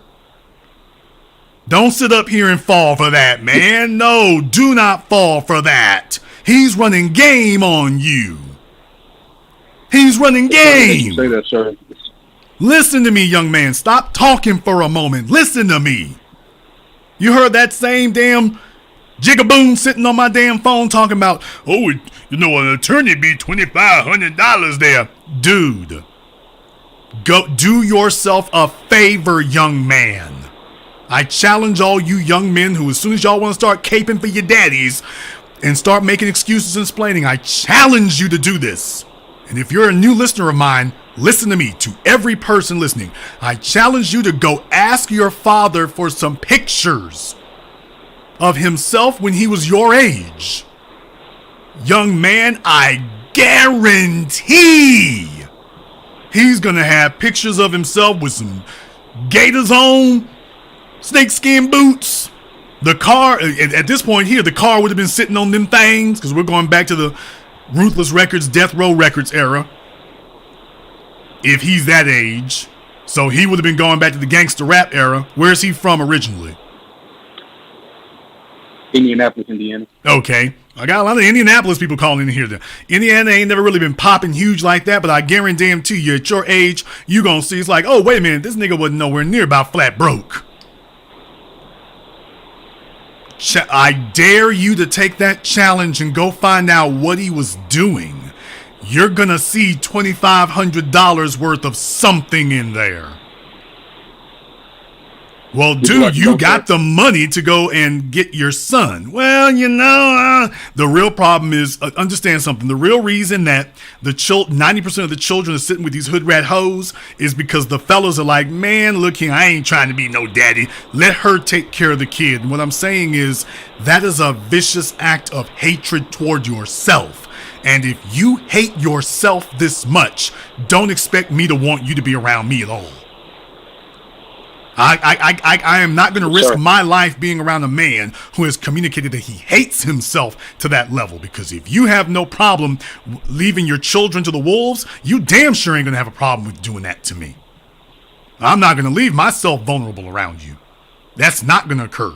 So, young man, if you want to get an education, go ask your father for just some pictures. Don't tell him why you want them. Just see if they got a photo album. Your mama will have it.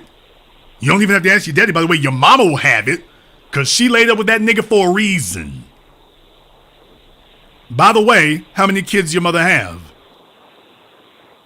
Just me. It's never just one. I promise you, sir, it is just me. Sir, Young man. Why do you all argue? I don't even understand why. How old are you again, young man? 24. Okay, why would you even argue? Why? Listen to me. Just because, first of all, you don't know. You have no idea. She could have adopted out children. You don't know. That's the first thing. Before you start objecting, first of all, you don't know. You weren't there. Even if you were correct and that didn't occur, you know how many times she gave birth. You don't know how many times she got pregnant, is my point. And if she was doing it young man, you need to take off this naive veil over your eyes. You're a grown man now. And I know folks don't want to hear about their parents' sex habits. I understand. You might end up needing therapy from that alone. I get it. But what I'm telling you is it's your job to do a forensic analysis on this and see what the hell went wrong. And you can't do that if you are not willing to be brutally honest with yourself about what may or may not have occurred. Now, you might be the only one she was raising. We don't know if she got pregnant. We're just going to assume that was the case. Okay, fine. We'll assume that, although that's practically never the case. There's usually a miscarriage in there, especially if she was young. If she was young and in the Indiana streets, then there's probably a miscarriage in there. But even if there isn't, ask your mama for some pictures of your daddy when they were young. Or better yet, just ask your mama for some pictures of her when she was young. When she was your age. Go see if she got some pictures. She's got them. And then you take a look at those pictures. And I know they might look a little dated. The booty shorts back then, the women didn't dress so immodest like Instagram. They didn't have slingshots. But you take a look at your mama and brother, you've been on Facebook long enough. Things don't really change that much. You'll be able to see whether or not, okay, now does this look like something for church or does this look like something for the gram? All I'm doing is psychologically preparing you before you go down this road, but you go get some pictures of your mama when she was younger, and then you ask yourself, now, does mama look like a good little church girl, or does she look like she was flexing for the gram? And that'll tell you everything. I'm just going to tell you right now, if she was in the clubs, all bets are off. If she tell you that she used to go to the clubs at all bets are off. Don't let her minimize it. Hey, mama, you used to go to the club? Yeah, every once in a while. I go with my girlfriends. Yep, there you go. All right. She's going to water it down. Don't you fall for it. Yeah.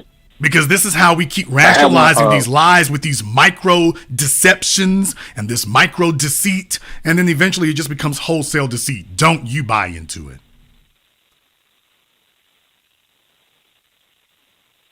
Yes, sir. I also have one last question for you as well, Mr. Black. I was also curious about your patron as far as which tier would allow me to have a one-on-one talk with you. And I appreciate more of your advice to get my life on track better to the best I can. No, just take the business partner and join us tomorrow. We'll be live tomorrow. Yes, sir. Just take the business partner level. Thank you so much, Mr. Tomorrow. Black. Thank you very much for giving us a call here tonight. Yeah, y'all can't sit up here and let these folks sit up here and run game on you, man. Look here, some of y'all, your mamas was wild out there. I know, I was there in the 90s. I'll be damned. You really want me to mess you up right quick? Hey, let me go ahead and put something on your playlist. WC and Ice Cube, 80s baby. Oh man, I shouldn't even start that one. But for those of you who know, go look up WC with Ice Cube, that song 80s Baby. Whole bunch of your mamas was on that now. Because y'all have to understand, for those of us in our 40s and older, man, these kids weren't even born when Tupac was killed. 9/11 was 21 years ago. Well, 20 years ago, going on 21. So there's a whole bunch of folk. If they're 20 years old, they weren't even born when 9/11 happened, maybe. They weren't even born. They weren't even alive or born when Tupac got killed, much less when Snoop Dogg and the Chronic, Dre and the Chronic and Snoop Dogg came out. So a lot of us have to update our lexicon and our chronology and realize, I'll be damned, we done gotten older. So to them, this is all new. So these lies are being recycled.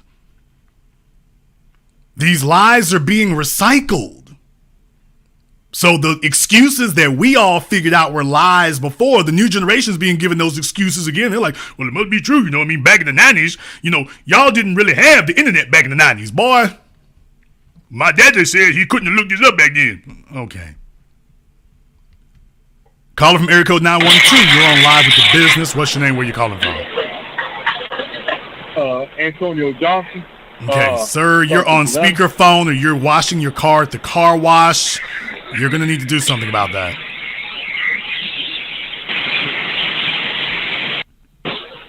Hello, can you hear me now? Yes, what is your name? Where are you calling from? Yeah, I'm Antonio. I'm calling from Savannah. Okay, Antonio, where are you calling from, sir? Oh, can you hear me now? Yes. Okay, last try, sir. What is your name and where is the city and state you're calling from, sir? Antonio, Savannah, Georgia. Antonio from Savannah, Georgia, in case you thought Georgia was the only state with a Savannah in it. What's on your mind? Yes, sir. I was wondering, should I get defects into my family situations to gain custody for the kids? So should you get what? DFAC, Child Protective Services, CPS. Okay, should you get them for what? Involved in my family mix, like family situation. Okay, I want to gain full custody of my kids. So I was wondering, I was reaching out to a lawyer to be able to conduct it that way. One of my lawyers didn't call me back. I talked to a few more lawyers, and they told me, how much it would cost, blah, blah, blah. And I was also, just out of curiosity, like, what should I do? One of the lawyers told me it's $7,500. Slow down. $8,000 to $9,000. Okay, slow down. Is this for your family, your children, somebody else's children? What are we talking about here? My children. Okay. Very briefly, because we're not really kind of talking about that tonight, but what exactly is it you're concerned about? If I get in defects involved into, I guess, like my kids, they live with their mother, would the defects or Child Protective Services? Okay, sir, you're just repeating yourself in circles here, so I can see why the lawyer didn't call you back. Okay. Sir, what is it that's going on with your children that you're concerned about? Second time. Okay. Their living situation is terrible. People be in and out of there where they used to stay at with their mom, but right now they're with me. Their mom just got locked up. So okay, their mom is sir, their mom is locked up. You need to apply for full custody. So yes, you can involve the state, Child Protective Services. Yes, the gloves are off. All right, cool. They need to be interviewed by court psychologist, because this is a family court thing, but they need to be interviewed by this court psychologist and everything. It's time to go ahead and get all the paperwork. Yeah, take the gloves off. It's time to go ahead and hit, sink, and destroy. Okay. I was just trying to make sure my kids would not be taken into the system. But that usually only happens if you are not able to take care of them, sir. Oh.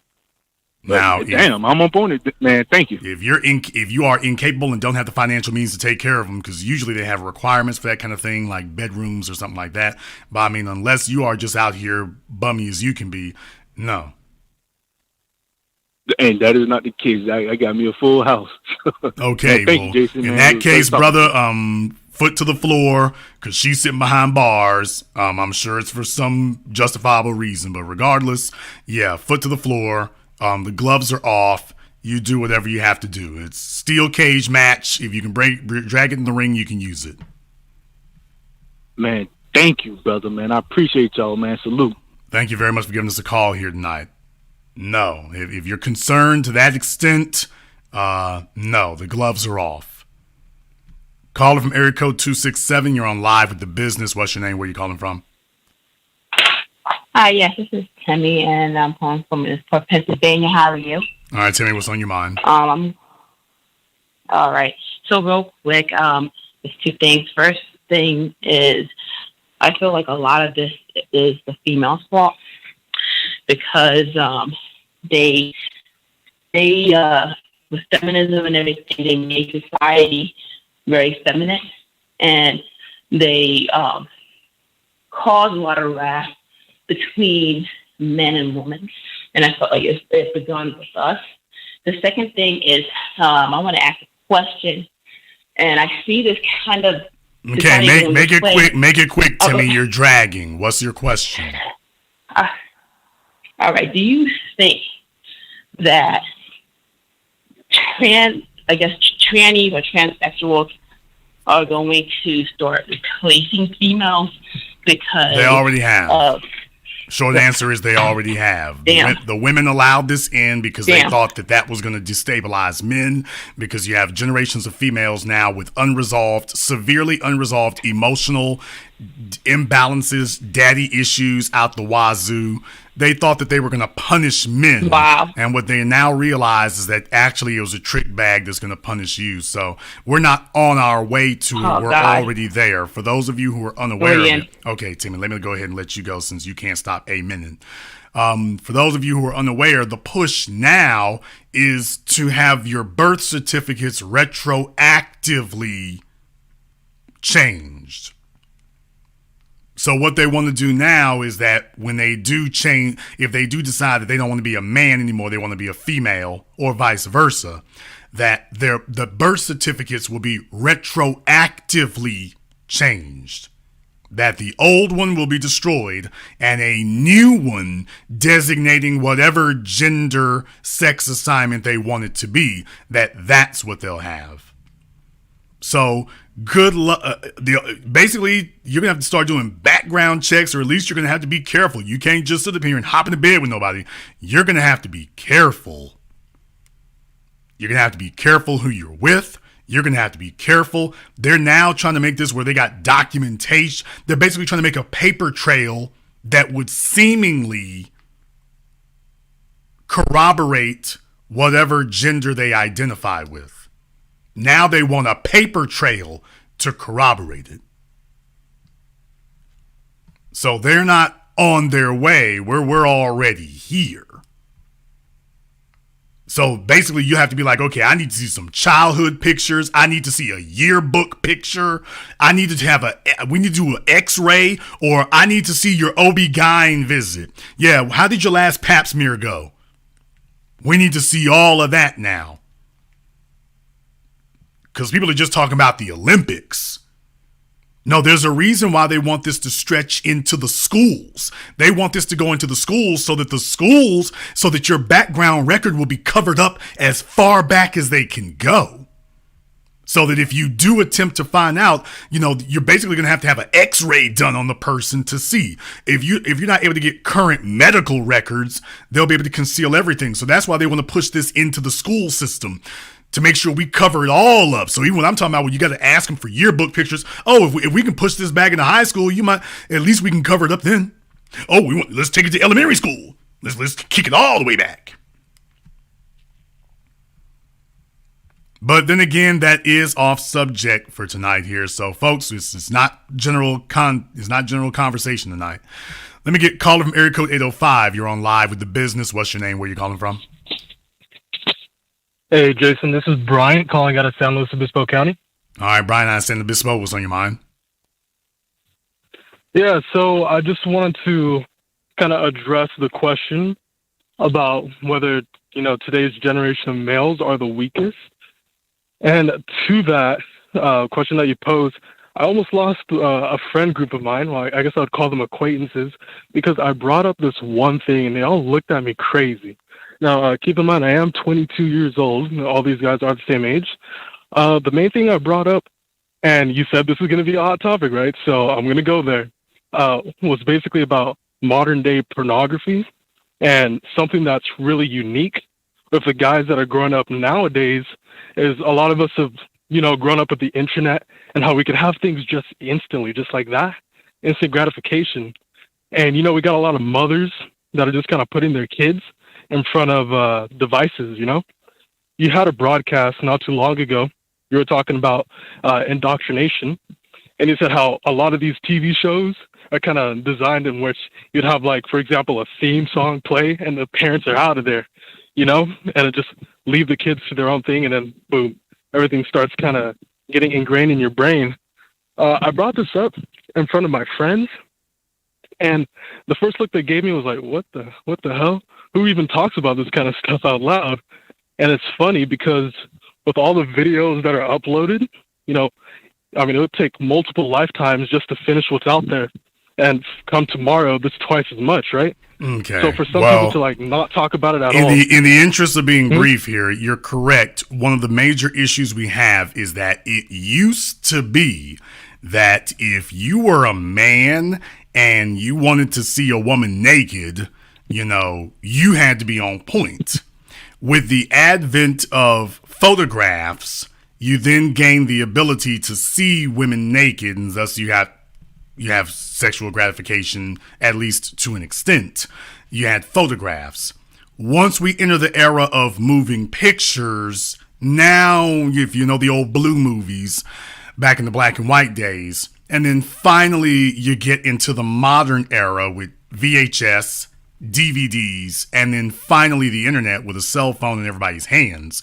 So you're correct. You're only one Google search away from seeing hardcore, unfiltered, uncensored sexual activity in a world that operates vicariously. So yeah, you went from being completely isolated from it, unless you got yourself together, to suddenly having access to it 24/7 with no qualification whatsoever. You didn't improve yourself. You haven't become a valuable person. You're not resourceful. You are not really qualified. You've gotten into we created a situation where, you have that now. And that's not a good thing. It's not a good thing, but then again, it might be a good thing. Jason, it's not a good thing, but it might be a good thing. Yeah, it's not a good thing, but it might be a good thing. Why do you say that? Because let me tell y'all something. These fellas sitting around with these Xbox controllers in their hands, as long as they're sitting with an Xbox controller in one hand and a cell phone, looking at some chicks on X videos on the other, you know what they're not doing? They're not doing what the first degenerate who called me said. These boys are so weak at this point here, at least they're not even pursuing female contact. So, evolution is taking its course. Thank you very much for giving us a call tonight. Let me get caller from area code 630. You're on live with The Business. What's your name? Where are you calling from? Hi, Jason. This is Nick from Chicago by way of Houston. Nick from Chicago, what's on your mind? Yeah, so that caller a long while ago, I know a lot of guys have already talked about it. That's what made me call in. The guy is a sad sack. He would probably be where my father was. I see too many of these guys out here that are making excuses for their actions, and either on purpose or by accident, they don't think they're not taking responsibility. The guy opened up blaming his own son, saying, hey, he's gay, and he's 21, 22, or whatever age he was in his low 20s.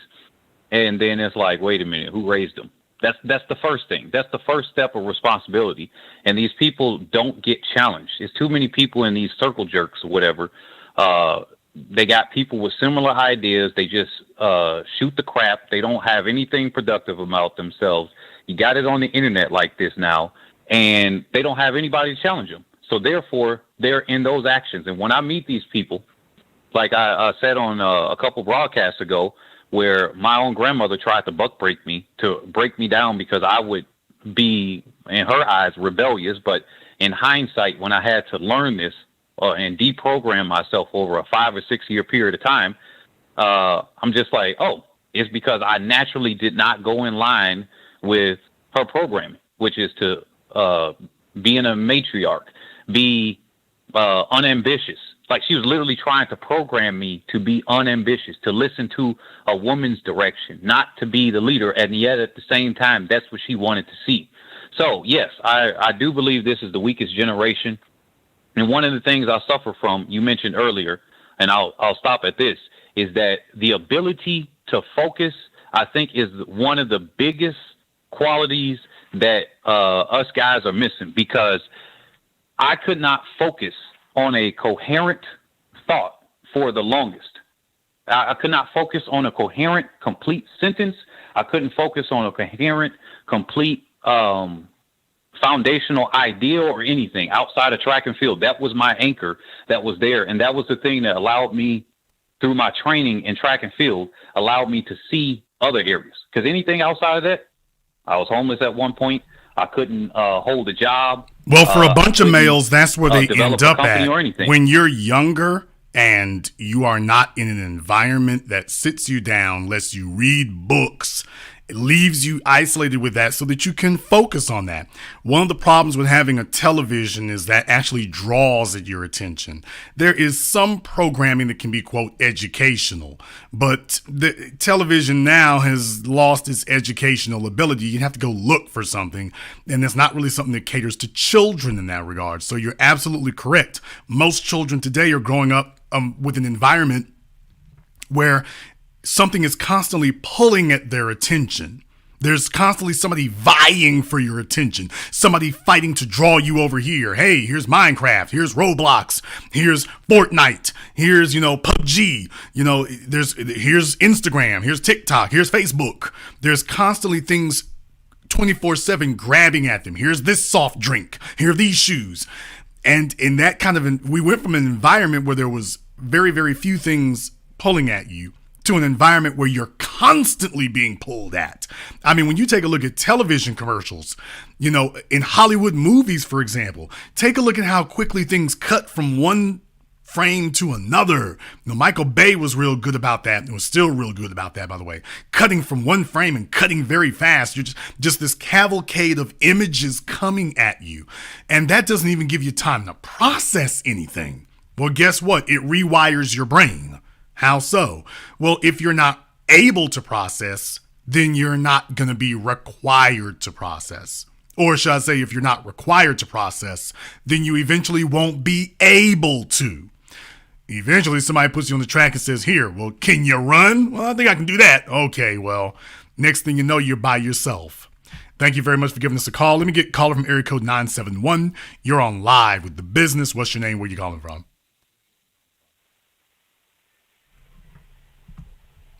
Caller from 971 has been abducted.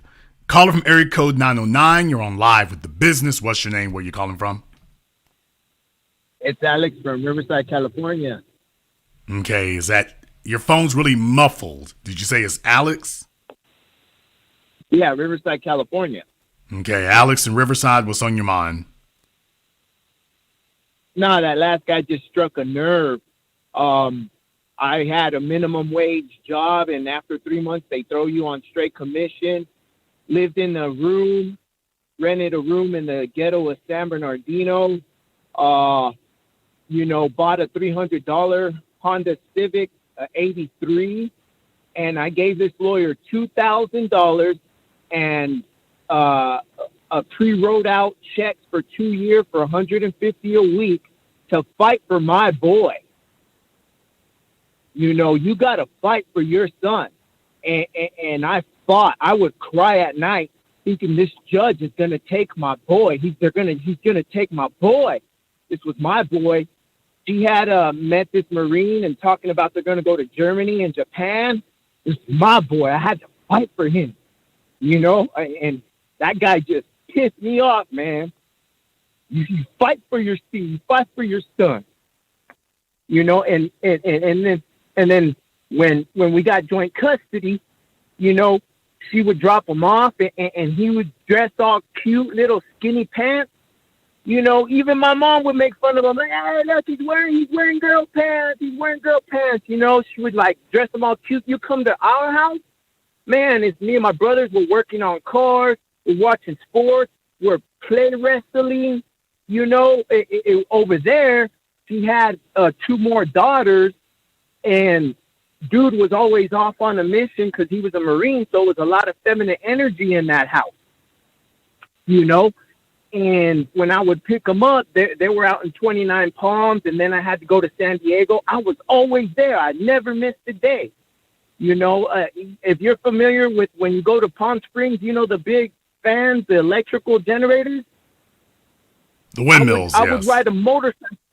Yeah, I would ride a motorcycle through through that desert in high wind. Just that would kill someone on a motorcycle, but I had to be there on one night of visitation in the middle of the week for his baseball game. Dad showed up. And this dude makes excuses, man. And now look what happened to your son. Now my son, he's 19. He's a man. He's in an apprentice program to be. He can choose electrician, plumbing, and I give him your game. You were talking to some other dude. What's going to pay more? Look into what. Right after I heard that from you, I gave him a call. What's going to pay more? Being a plumber? Being an electrician? What are you looking into, son? He's like, Dad, they're teaching me everything right now. You know? And I'm proud of him. I'm proud of him now. You know, and that hurt. It hurt.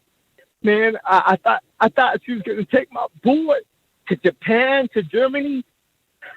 And they would have if you didn't show up, because here's the thing.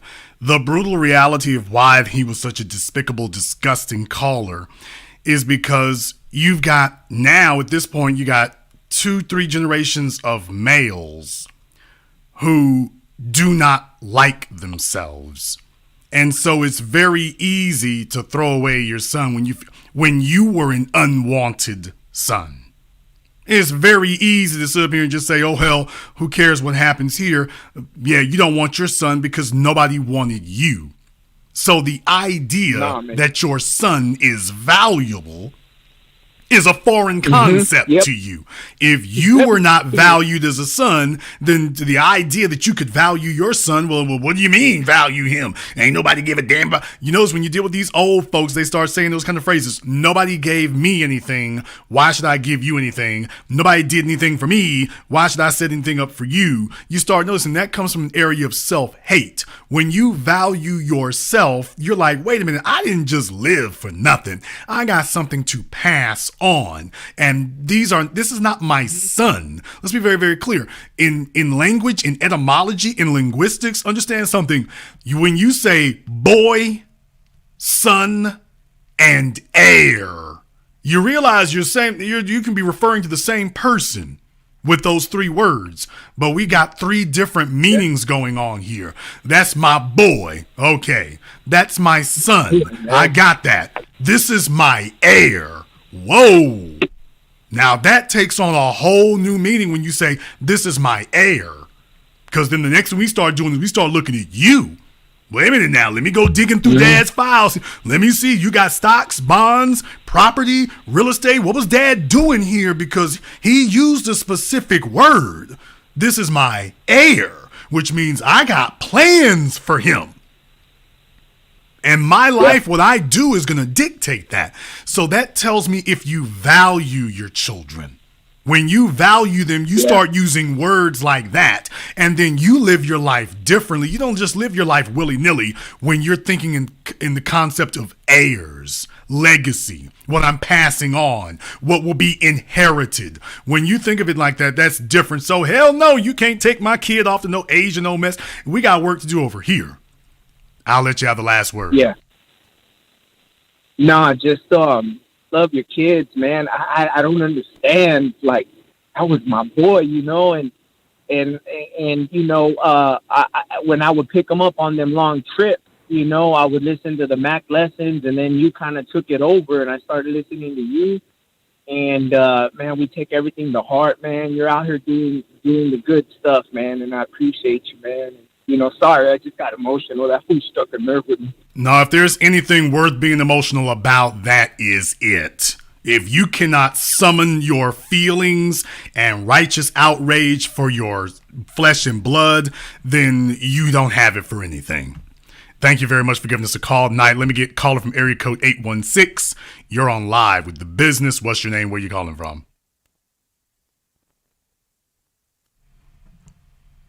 Caller from area code 816 has been abducted. Caller from area code 857, you're on live with The Business. What's your name? Where you calling from? Hi, this is Amelia Rome calling from Boston, Massachusetts. Okay, brother, you're calling us from the shower. Give us a call back next week. Folks, be ready to call in here. We have been waiting online for a while. If you're going to go into the shower or start cooking macaroni and ricotta, just understand I'm going to get to you. And if you're not ready, you're not ready. Caller from area code 240. You're on Live with the Business. What's your name? Where you calling from?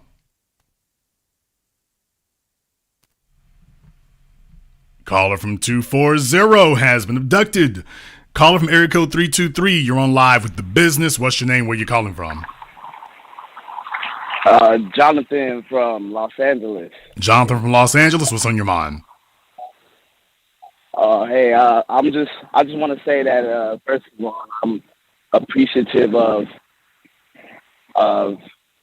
the level of accountability that we're being held to now. Like I feel like I haven't seen this since back in high school when I played football, and I had coaches who were fortunate, like I was fortunate enough to be under their tutelage, and they taught me, like that I need to be accountable for my actions and also not give up on whatever I'm trying to, go for or strive towards. And I feel like that was something that to this day I still embody. And as far as when you say like in this generation of weak men, I do see that, but this whole program, it definitely gives me hope that, that would eventually change, Well, you don't fix these things by complaining about what the women are or are not doing. You fix these things by focusing on where the issues are with men, because understand, as men, we control a whole lot. And thank you very much for giving us a call. He's hitchhiking home. Hope he gets there safely. As men, fellas, we control a whole lot. I did tonight's program here because I want you to understand something. You have been fooled and deluded, and many of you have been fooled and deluded by your own damn no good ass father.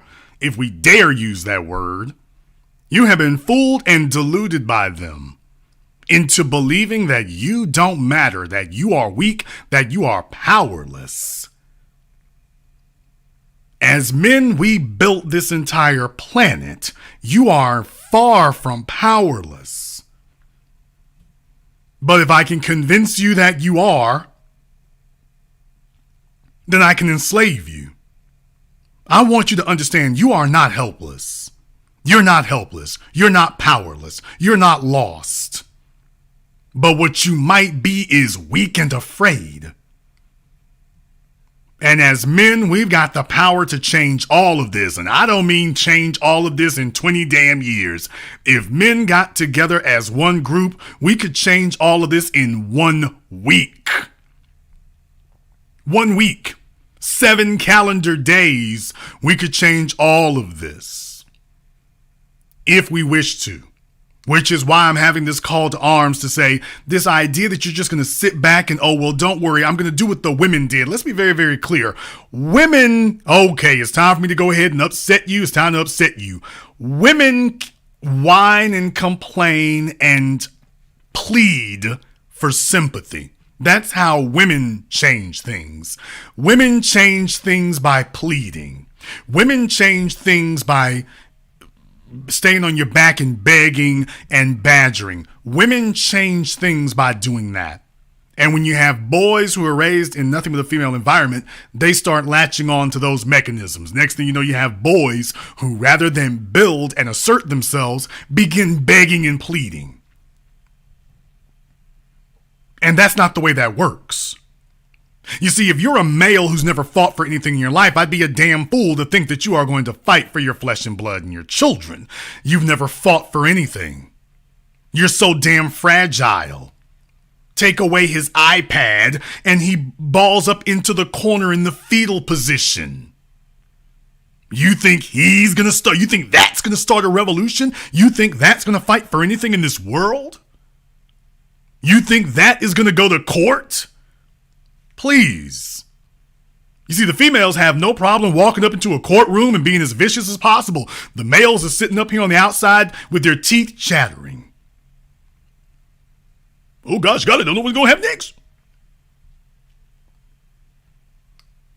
But as men, you are more powerful than you've ever been given credit for and imagined, but it takes courage to accept that because there's a responsibility that comes with power. You see, when you are powerful, you don't leave your legacy to the damn wolves. When you are powerful, you don't leave your legacy in somebody else's hands. When you are powerful, you take control of all of that yourself. When you're powerful, you don't leave it up to other people to take care of this for you. You do it yourself. Now, you're not hearing any of this in the winosphere, your high value posers, the red pill rejects. You don't hear any of this over there. You know why? Because they're not building a legacy and they don't even know how to tell men how to build one. This is not a discussion that happens regularly over there. It happens regularly here. It doesn't happen in these other places. And because it's so rare for us to sit down and say, you know what, as men, can we discuss where the flaws and the faults might be here so we can patch that together? And then once you start discussing that, inevitably you're going to have one jump up. Yeah, man, I couldn't really take care of my kid like that right there. They was holding us back. And then you start seeing, oh, hell, the problem is deeper than you gave it credit for being. No, as men, you are not intrinsically weak. As a man, you are intrinsically more powerful than you've ever given yourself credit for being. But it's going to take courage to take control and the reins of life. It takes courage to get that. As a matter of fact, I'm going to be talking about that on tomorrow's Patreon program. So for those of you who are not members of my Patreon, you want to join that because I get to talk about some stuff I don't get to talk about here on YouTube. But let's understand something here. The Bible told you correctly, go forth into the world and subdue the earth. Go out into the world and subdue it. As a man, that's your prerogative. But when a woman is sitting up here putting a saddle on your back and riding you around, just understand it'll be impossible for you to respect yourself because nobody else does. Respect is not given, it is earned. Starting with you, not ending with you, starting with you. Caller from area code 925, you're on live with The Business. What's your name? Where you calling from? Hi, Jason. This is Jennifer from the Bay Area. Okay. Man, I don't know if you're on speakerphone or what. Try that one more time. This is Jennifer from the Bay Area. Okay. Somebody from the Bay. What was your name? Jennifer. Okay. Jennifer is being mugged out there in the Bay. What's on your mind? 90 seconds. I'm not being mugged or whatever you're saying. I want to ask you about how to deal with narcissistic parents. You don't.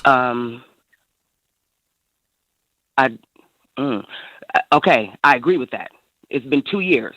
I agree with that. But I have twins, a male and a female. And my mother, 6. I will say this, Jason. I know why I'm here. I'm here to break generational curses. And because I'm here to do that and change things up, I'm being met with issues, which is fine. I've separated myself from my parents, right? But she is deliberately going through my son, and I'm having a problem. I'm having a serious problem with that, Jason. Okay, are you talking about you're talking about your son. Okay, ma'am, we don't talk over the host here. She's going through my son. I don't know what that means. Give me a very short explanation. How is your mother bypassing you to get to your son? 10. Well, she has been saying things, using money. Both of my kids are in college, and so my son has turned against me, and now my mother is playing the mother role, and she's not the mother. This happened because I have been telling her and showing her that I know the things that she has been doing. I know that she's been narcissistic and manipulating us, me and my sisters. And my son is the only male. He's the only male. And like I said, I'm trying to break generational curses. and she's coming in. I'm teaching my son what I can, right? What I can, because I am a woman. I'm not a man. So I'm trying to teach my son certain things as far as don't live with a woman. And, things of that don't depend on Okay, a woman. ma'am. Okay, all right, ma'am. Here's the issue here, all right? Who raised your son? Her grandmother. Okay, I said who raised your son, and you said her grandmother. Oh, me. Oh, I'm sorry. I did, Justin. Okay, so you're not listening very well. You raised your son. No, If your son has a lack Jason, of respect for you, then nobody else taught him that.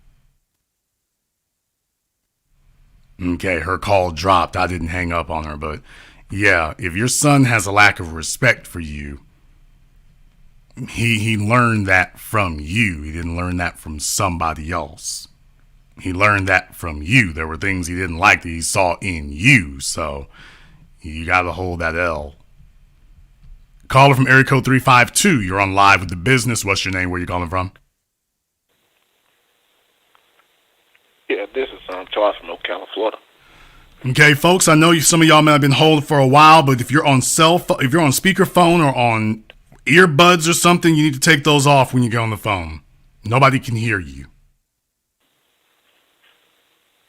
Hello, this is Charles from Ocala, Florida. Okay, Charles from Ocala, what's on your mind? Yeah, I kind of want to hit on a point I don't think a lot of guys understand about this generation. It's not that they're weak. They're more into impressing other men. They kind of got to get focused back to the basics, man. Like I notice whenever I go out to a club or something, me and my wife, we go out to a club. I've been married 15 years. Okay, you said that they're more interested in impressing other men. In what way, sir? I don't get it either. I'm 40 years old. Sir, we don't have time for folk to go babbling on. You said that. In what way is it? You talking about, I don't know. Sir, in what way? Okay, you're the one who made the statement. Well, they dress for other men. They How go out so? to the club, How so? I mean, if you dress up and you want to go to the club while you got 16 guys with you and y'all ain't talking to women, so all y'all dress fresh, but y'all ain't talking to women, so I'm guessing y'all trying to impress each other. Wrong. Okay. Incorrect. I was in Atlanta, New Year's night 2021, and I saw this firsthand. I got it on video. You can go back and go watch the program here on YouTube. I saw it. You saw groups of females.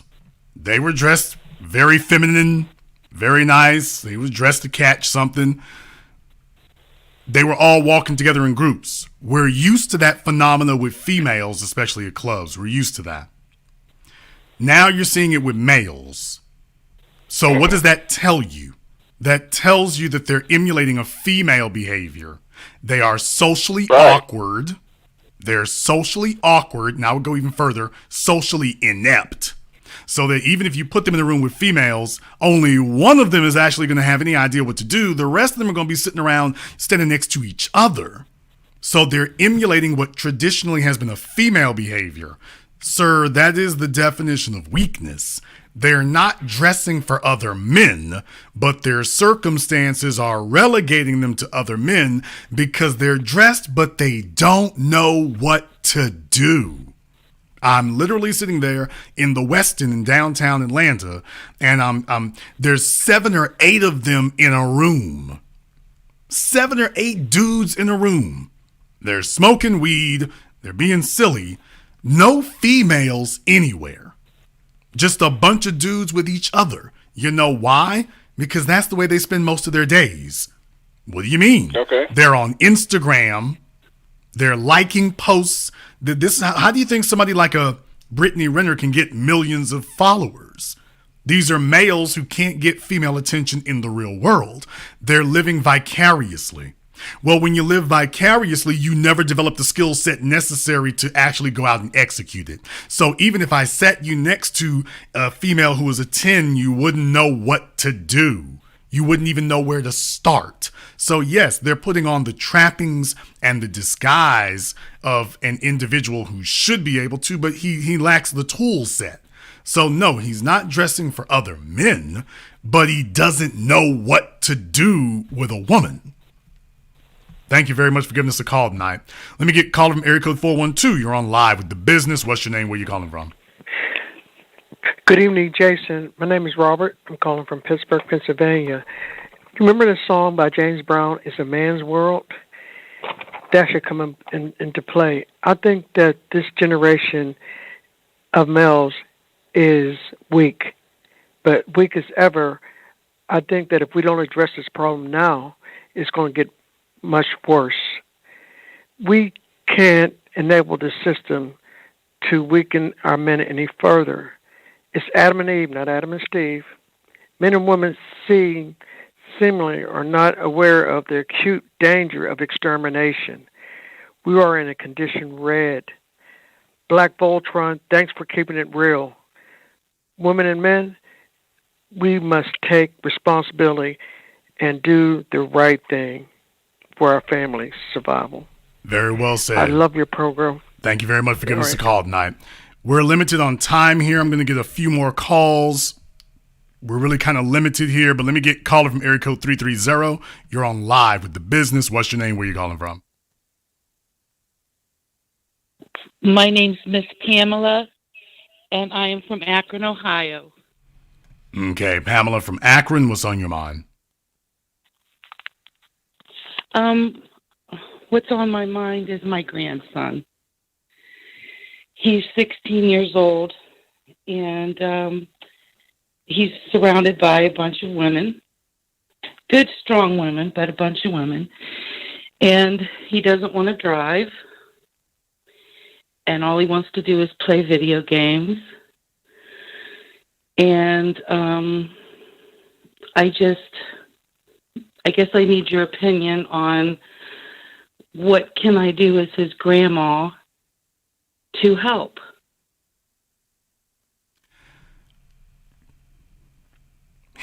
Which one of his parents is your child? It's my daughter's son. This is your daughter's son.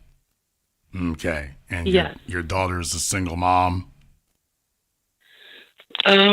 Yes, she got married and had 3 children by her high school sweetheart who was in the Marines, and he's currently in prison. She put him in prison. Why? When she found him with my granddaughter. So he'll be in there for 20 years. I see. Well, that's certainly in this situation, I can endorse a divorce. So under these circumstances, Jason, you never say divorce. And under these circumstances, the divorce is the only option for that. We cannot work this marriage out. Well, be that as it may, where your grandson is concerned, especially because of the age that he's at, you're going to have a sit down with your daughter about that. Because here's the real problem, okay? The real problem today is, and I want you all to be very, very clear about this. To the ladies, we're going to have to tell you all something. If you all want to know why it is that men today have less respect for females than they've ever had, it's because in situations like this, where you can see that you are neutering and emasculating the boys, you're turning them into deficient beings because you want a playmate. She doesn't have a husband anymore. She's supposed to go get a husband. Instead, they turn the boys into the man of the house, but a woman cannot teach a boy to be a masculine being. So they then sit up here and coddle the boys into infinity. So she wants a masculine male while she's turning her son into precisely the type of male that she would never want, and thus no other female will ever want. So when you think of it in that regard, that's where you end up at. In this situation here, I guess my biggest question would be, how much contact do you have? Because here's the real problem. You're complaining about those other females, and yet you are another female. So what exactly were you planning to do or hoping to do? I've tried to see if he wanted to go to church to be around other males. Wow. As I said, this is what happens if you leave females at the helm. This is what will occur. Now, I'm not clowning you, okay? Not clowning you. But what I am saying is, left to your own devices, the suggestions that you come up with are going to be counter-masculine. Those are things that you, as an older female, are comfortable with. Yes, I want you to keep that in mind first and 61. foremost. Those are things that you are comfortable with, but those are going to be things that, unless you've really got an unorthodox church, this is going to be a problem. Now, how old is this young man again? He's 16, sir. Okay. He's almost grown, ma'am. I know. I don't know how much more grooming you can do with a 16-year-old. However, there has to be something. Thank you. Well, Thank you for that, however. Well, here's the real issue. When, I've taught you all this for years now. When they are young, we can teach them. Once they get a certain age, we can't teach them and mold them anymore. We have to instruct them. Now, at his age, there is one thing that will get his interest, because he's coming to an age where money matters.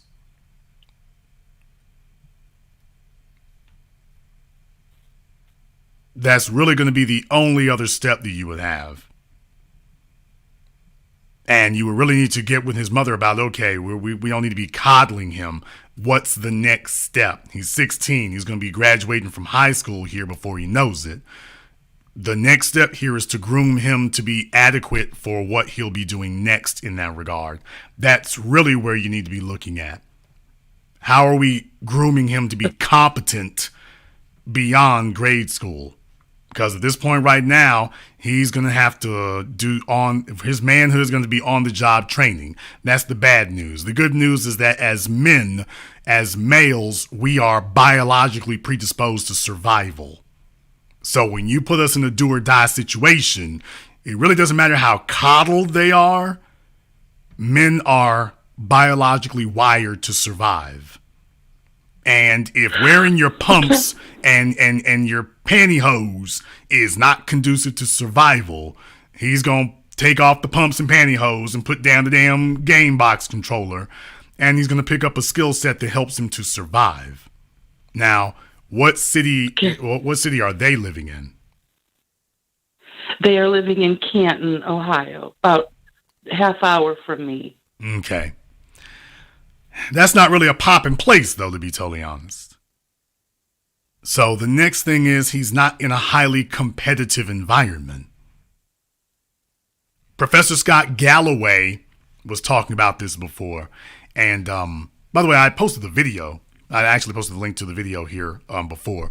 But Professor Scott Galloway was talking about that, about, lessons for life, his advice for your life. And one of the things he said was, get to a larger city. Because like Cleveland is the closest. I don't know if Cleveland would be on my list, to be totally honest with you. I don't know if Cleveland would be on my list necessarily. However, what I will say is that he needs a more competitive environment because, and I come from a mid-sized city. Okay, I was born and raised in a mid-sized city, not a large city. But what Professor Galloway was saying was that when you're in a more competitive environment, when you're around people who are more experienced than you and more competitive than you, it forces you to step your game up. So I'm not just looking at, well, can we get him into a school or trade school or something?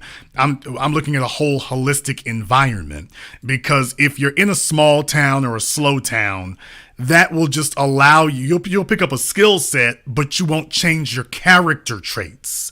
When you're in an environment that challenges you, that challenges your manhood, challenges you to take care of yourself, because people have been coddling you. If we can put you in a place that no longer coddles you, that you're going to get knocked around and you're going to sink or swim, then now you're going to develop survival skills.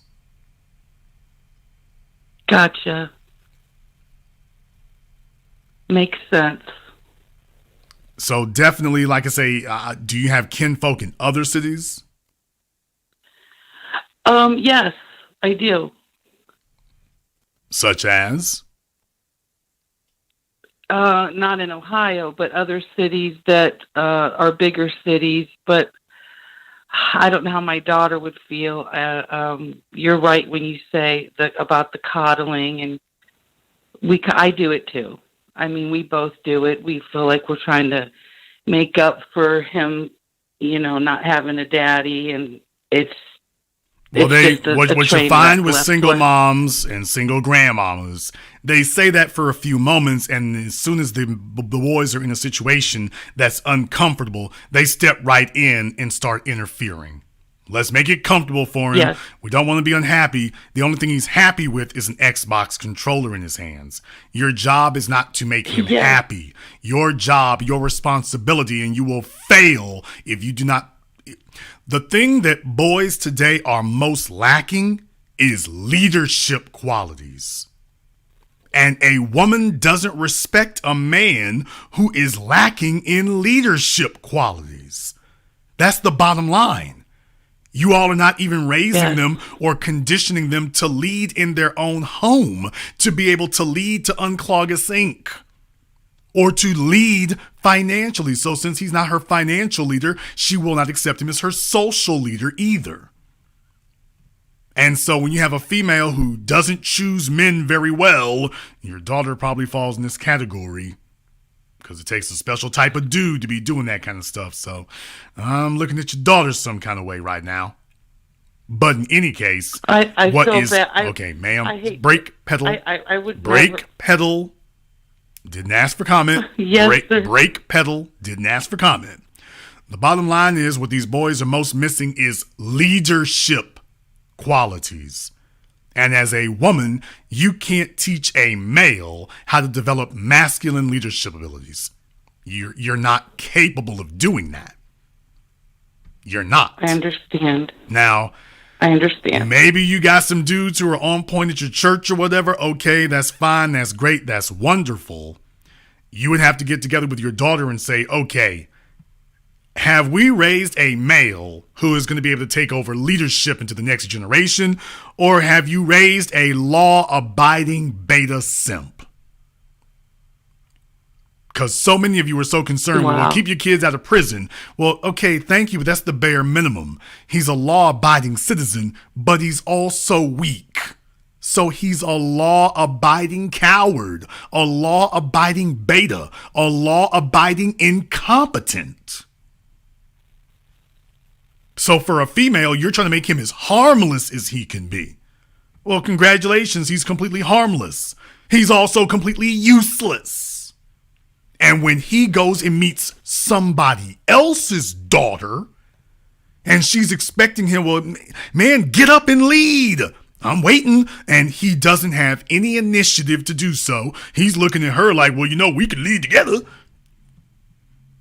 And her ovaries just start rejecting him, just out of turn.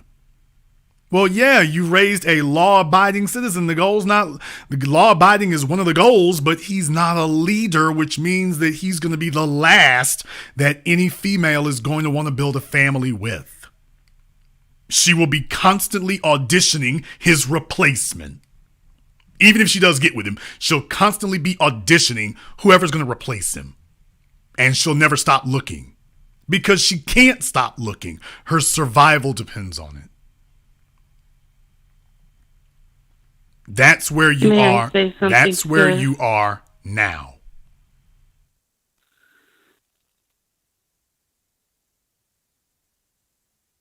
May I say something, sir? Yes, ma'am. I'll let you have the last word. I thank you so much, sir.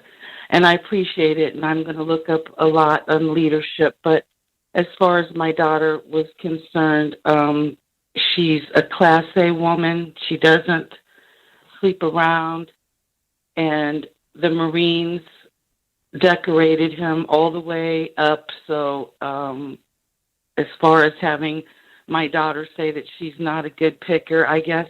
Ma'am, if you don't stop, this. ma'am, if you don't quit, Timothy McVeigh was in the Army. My daughter. Okay, ma'am. Quality, Timothy McVeigh was in the Army.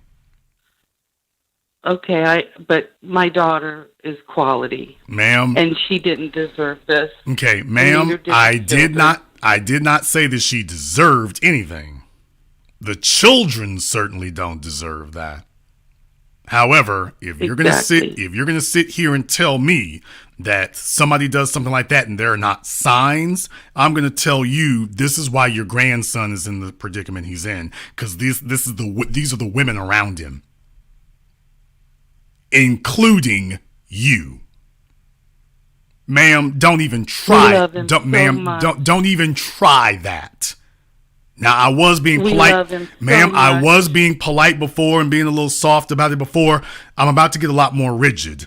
A fella who engages in the kind of behavior that your wife's ex-husband did, ma'am, they always have markers. They always have signs. They can't help themselves, which is why when they're put into an environment where they can act on it, they act on it. It's compulsive. So it requires people to overlook it. The military wouldn't be looking for that. How many children does he have access to as a damn Marine, as part of his job? You're talking to other adults like we're silly, stupid, and crazy. He was a Marine. He worked as a soldier, not a daycare worker.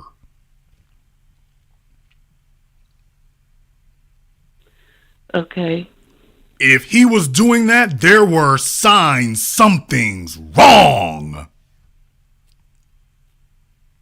And everybody wants to sit there and say, no, not my daughter, not my daughter. Yeah, Chuck Manson died with females throwing their drawers at him. And I guarantee you, if you talk to every one of those women's mothers, they would have said, my daughter would never want to date a serial.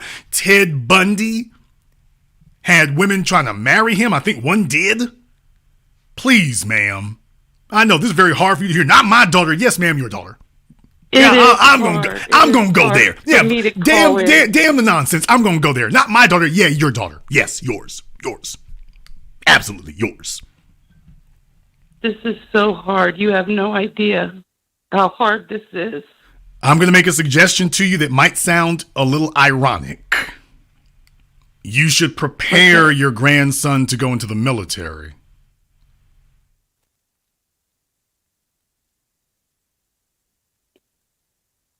Okay. If all else fails, I would recommend that you prepare him for that. Not the Coast Guard either.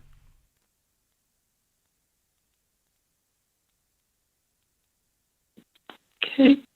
Have you discussed that with him? Have you discussed that with his mother? No. No, I haven't, sir. Okay. I suggest you have a discussion with her about that. Because the problem you're having is not an Xbox controller. The problem that you're having is that as a female, you are thinking about the family's legacy and you're realizing he's not leadership material to be able to weather the storms and the hard times and the difficulties. He's not exuding to you the ability to become a leader of industry, that he's a person who you would call first if you were in trouble. He doesn't have any of the qualities. He doesn't have the skill sets. Even if he had the will, he doesn't have the skill sets for it. Those are things that are missing. I agree with that. The skill sets. I think that's, like you said, that's a good place to start. Training and skill sets. Well, if you do not, you don't have any time to waste. That's for certain. You have no time to waste. Yes. But be that as it may, as far as your church is concerned, that's okay. If there's a fella there who's able to take him to the next level about this, because at 16 years old, most of this is already done. There's my issue. You're going to have to start looking, because you're looking in the rearview mirror. as if he were 6 years old. He's not 6, he's 16. There's not a bunch of forming you can do now. You're going to have to get to the fallback position of, okay, I can't make him 6 years old anymore, but I can certainly let him know, by the way, we're about to kick you out, right? Now, there's a big-ass wake-up call for a male. We're about to put your ass out, right? When you turn 18, we are no longer legally obligated to feed nor clothe your ass. You know that, don't you? Oh, well. Yes. Okay, just understand. It's like, yeah, well, y'all didn't prepare me. Yeah, sucks to be you. In any case here, yeah, you've got 24 months to be ready. Okay. What do you mean I got 24 months to be ready? What do you mean? You got, 23 months now. Boy, that went by fast, didn't it? So just understand, you're looking in the wrong direction. You're looking backwards. You need to start strategizing going forward. And right now, it's like, by the way, you need some leadership qualities. Ooh, and if you think that Xbox controller is going to get you there, but by the way, in 23 months, you will be on your own, whether you're ready or not. Well, y'all didn't prepare me. You know what? I think you're about to be an 18-year-old with mommy issues. I truly do. Yes. You'll have plenty of company, too. They didn't prepare me. Yeah, you're absolutely right. We gave you a 23-month notice. How am I going to get ready in 23 months if y'all didn't prepare me in 16 years? Yeah, sucks to be you. It really does. You have 22 months. 22? We had 24. Yeah, boy, in a minute here, we'll just have 21. See how that goes? But certainly, that's the direction to go in here now is, by the way, you do know we're going to stop feeding and clothing you in 24 months. Are you ready to take over all of this on your own? And when he sees that you all are dead ass serious when you're saying, y'all serious? Yeah. You're going to have to pay for your own Xbox Live subscription and everything else. We're going to stop feeding and clothing you in 24 months. Are you ready for that? Whoa, wait a minute, Alden. And I suggest you put the damn controller down. I've been a good kid. Yeah, this isn't about being a good kid. This is about being a competent man. That's exactly right. That's why I called. That's exactly right. I want from him to go from a good kid to a competent man is exactly right. Then I suggest you get started. Yes, sir. Which means no more Xbox and all that garbage. It needs to be, dude, you're 16 years old. And every place in America is getting gentrified to hell. You're dealing with a dollar that is losing value literally by the week. What are you going to do in 24 months to be able to survive and thrive on your own? I don't know. Okay, then we're done with video games and every damn thing else because your leadership training needs to start now. You need a skill, you need a vocation, not just a job. You need a skill and a vocation so that you can take care of yourself in an ever-changing environment. At that point, now you got leverage. Yes. I suggest you have a sit down with your daughter. I will. Thank you very much for giving us a call. No, folks, you don't have to book a session here. Yes, I actually give you real, practical, actionable answers. Yes, you can go ahead and do that. I know some of y'all thought, well, Jason, maybe take it easy about the ex-husband. Oh, no. Timberlands, steel toes, strapped on. Absolutely. We done laced up the steel toe boots, so I'm stomping all over it. Caller from area code 618, you're on live with The Business. What's your name? Where you calling from? Hey, my name is Boaz. I'm calling from East St. Louis. How you doing? Okay, you say Boaz? Yes, sir. Okay, brother, if you're being mugged while you're on the phone, can you please call us after you've been accosted? What's on your mind? Hey, how you doing, man? I'm glad you had this topic on tonight's show. I've been seeing in the decline of us men now taking the real man role.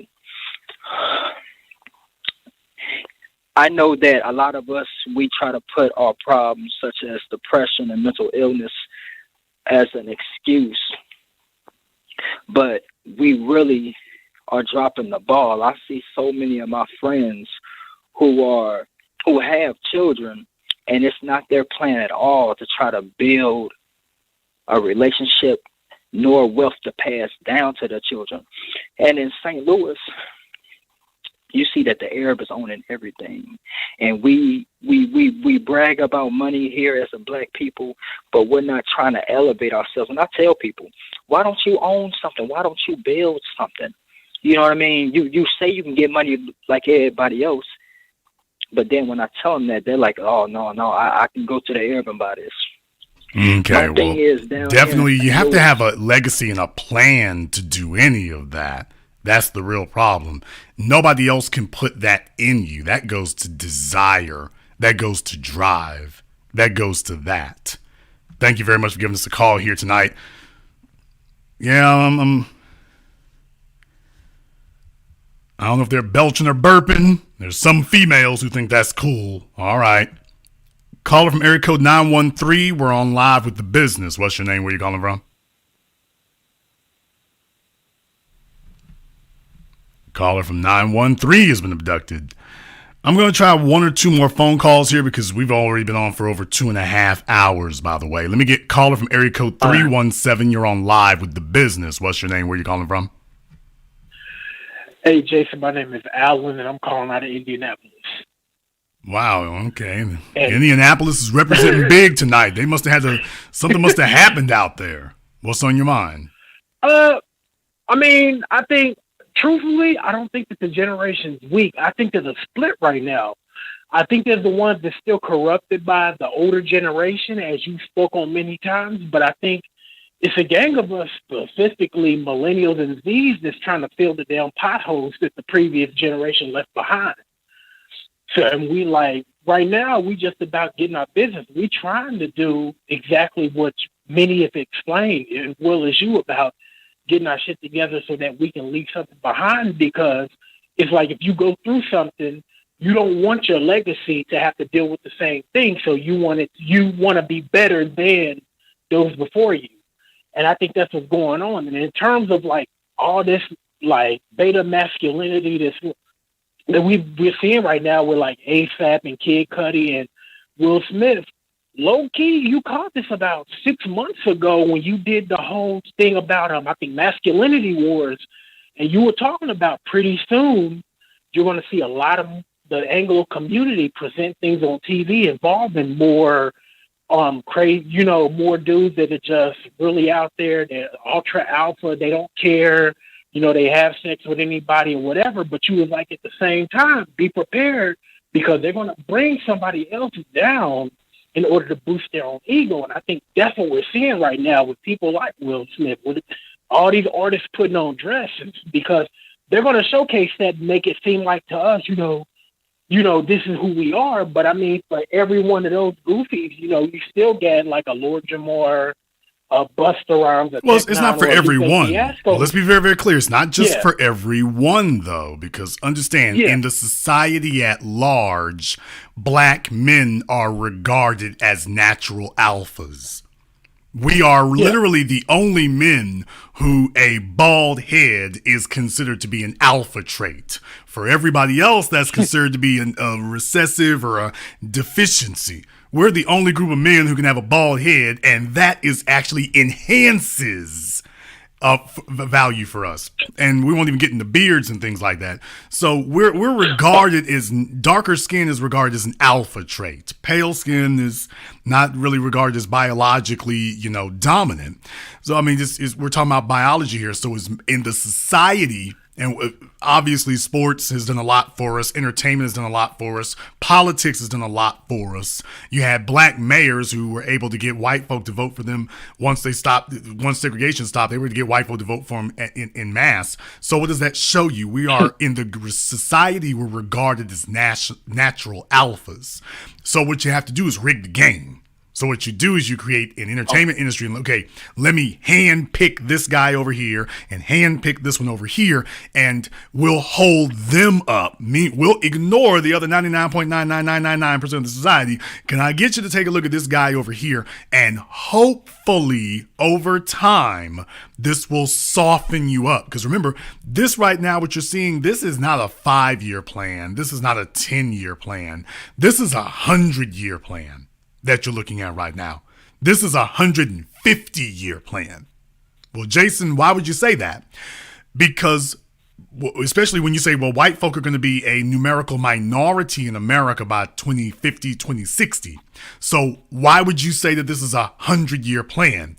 Because understand, it won't matter if they're a numerical minority if you have completely effeminized and emasculated the warrior classes of the non-whites. It won't matter then. So yeah, they might outnumber you, but they ain't gonna fight nothing. So at that point right there, game over.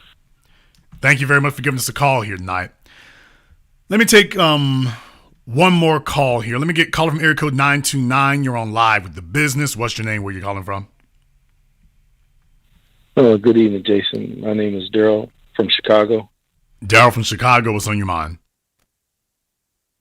Jason, another excellent broadcast as always, and you're right, the males are, at this time, they are softer and not as masculine as they're supposed to be, but you gave some great insight to that lady there about some things, and also another thing, too, that really needs to be focused on is called positive enforcement. Positive enforcement, and we should be doing that toward these males, young males. I deal with it with both my nephews, and one it took a little while to get to, but finally got to him, and the other one he just took off. And also, they were listening to a lot of your broadcasts when they were talking about the tech stuff and everything that what you had when you had the tech forum. That was excellent, and also you broke it down about the economic situation and how young men should be able to handle themselves. Those two things really resonated with one of my nephews. My other one came a little bit after that, but he got on board with it. And the thing is that, he just lacked the skills, and my sister was coddling him. And I told her, you can't be doing that to him. You got to stop it because you're going to cause him not to succeed in life. Yeah, one of the biggest obstacles that we encounter right now, in all honesty, is the problem with single mother culture is the females in society today. Number one, they because they have nurtured them as babies. And I've experienced this myself too, by the way. Just understand, as a person who doesn't have any biological children, like some of my nieces and nephews and stuff, I watched them when they were born. I watched them as little babies and stuff. So I get it that in many ways, it's like they never stopped being that little child you met decades ago.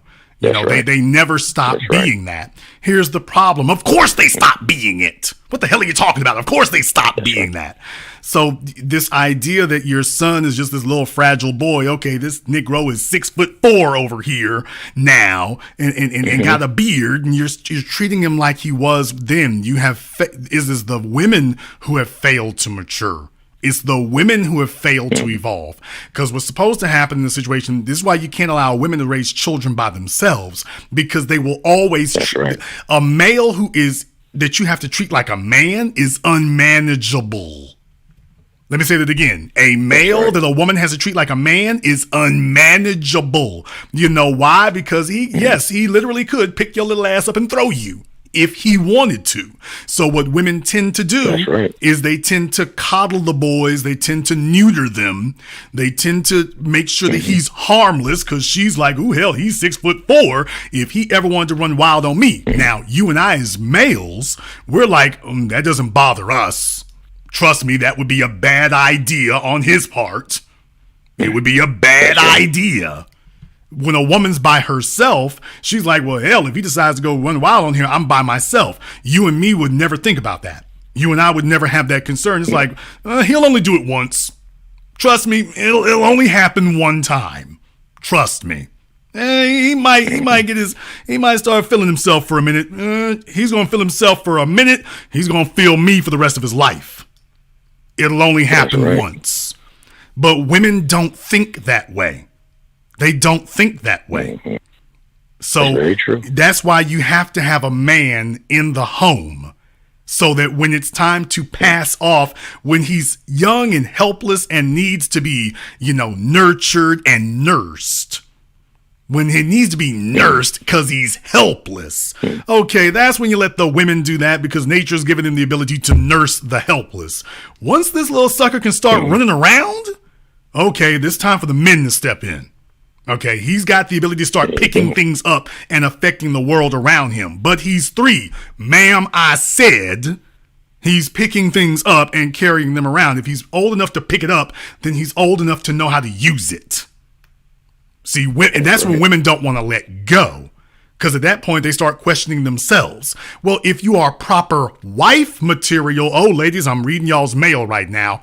A female who holds on to her son is because she doesn't have a husband. When you are a woman who is proper wife material, you're not trying to hold on to your damn son like that, because you've got a man to take care of. So you are a mother, but you're also a wife. So when it's time to hand the children off to the man, then you are okay, because you are now fulfilling your role he's fulfilling his role to take care of grooming them, to take care of society. And you are now the wife in the home.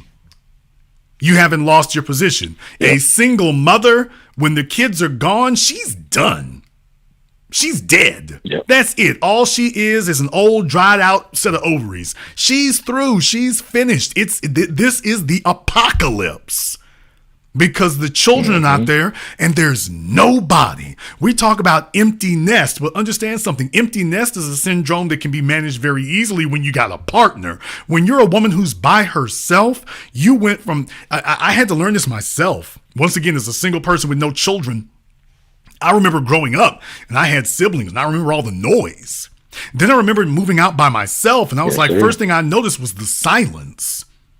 I actually started going around the first house that I bought. I actually started going around, like opening the refrigerator and closing it. I started noticing myself starting to do things. I would just walk into rooms and open doors and walk back out again, because they had like 6 bedrooms. I'm walking indoors and walking back out again. And I'm like, why are you doing this? And then I realized it's quiet. And I'm used to hearing those noises, and I'm used to other people doing it. Went to one of my brother's places here. He got like 4 or 5 kids. Oh boy, it was like 6 flags in there. The noise was endless to me.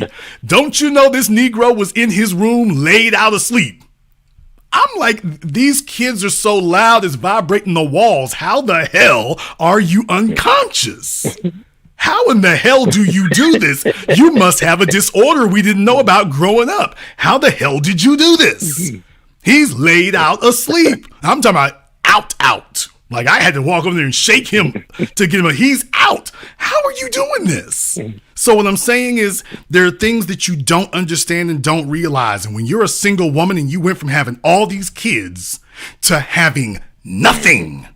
Let me say that again. You went from having all these kids and that became your purpose of being, and you're taking them to doctor's visits. Yeah, this is filling your life and giving you purpose in your day, but you failed to be a wife, so you don't have a companion. You only have those children for 2 decades. The only person who ever at least offered to give you the rest of their lives was a man. And if you fail to secure him, then you're going to find yourself attempting to do that which is unnatural and ultimately unworkable. You are going to attempt to transform your son, and you're going to direct that energy towards him. Well, that won't work unless you break him. Now, if you coddle him and break him and turn him into a non-leadership entity, well, now you've infantilized him for life. So he's your little dress-up doll, and you're just so happy. But the truth of the matter is, that is the ultimate form of female abuse. That's the ultimate form of female abuse, when you deliberately coddle and break your son because you know there isn't another male for you for you to rely on. And the really crazy part about it is once after they do that, if you have a damn flat tire, your son can't help you. That's the amazing part. There you go. If you're ever in trouble, he can't help you. I'll let you have the last word. Jason, you were so true about that, and that right there. And another thing, you addressed the fathers too. And a lot of guys try their best to call themselves being a dad, and they've been absentee. They've been trying to do the right thing, and they, like you said before earlier, a lot of them just try to pull a game on people. The same with the women. The same thing. So this was needed, and you said something else that's very important. I hope everybody really heard that. We can do this immediately. It don't take no long period of time. You said that to that last caller, that lady, that grandmother dealing with those kids, dealing with her grandson. It doesn't take long. We can do this in a week, maybe less time than that.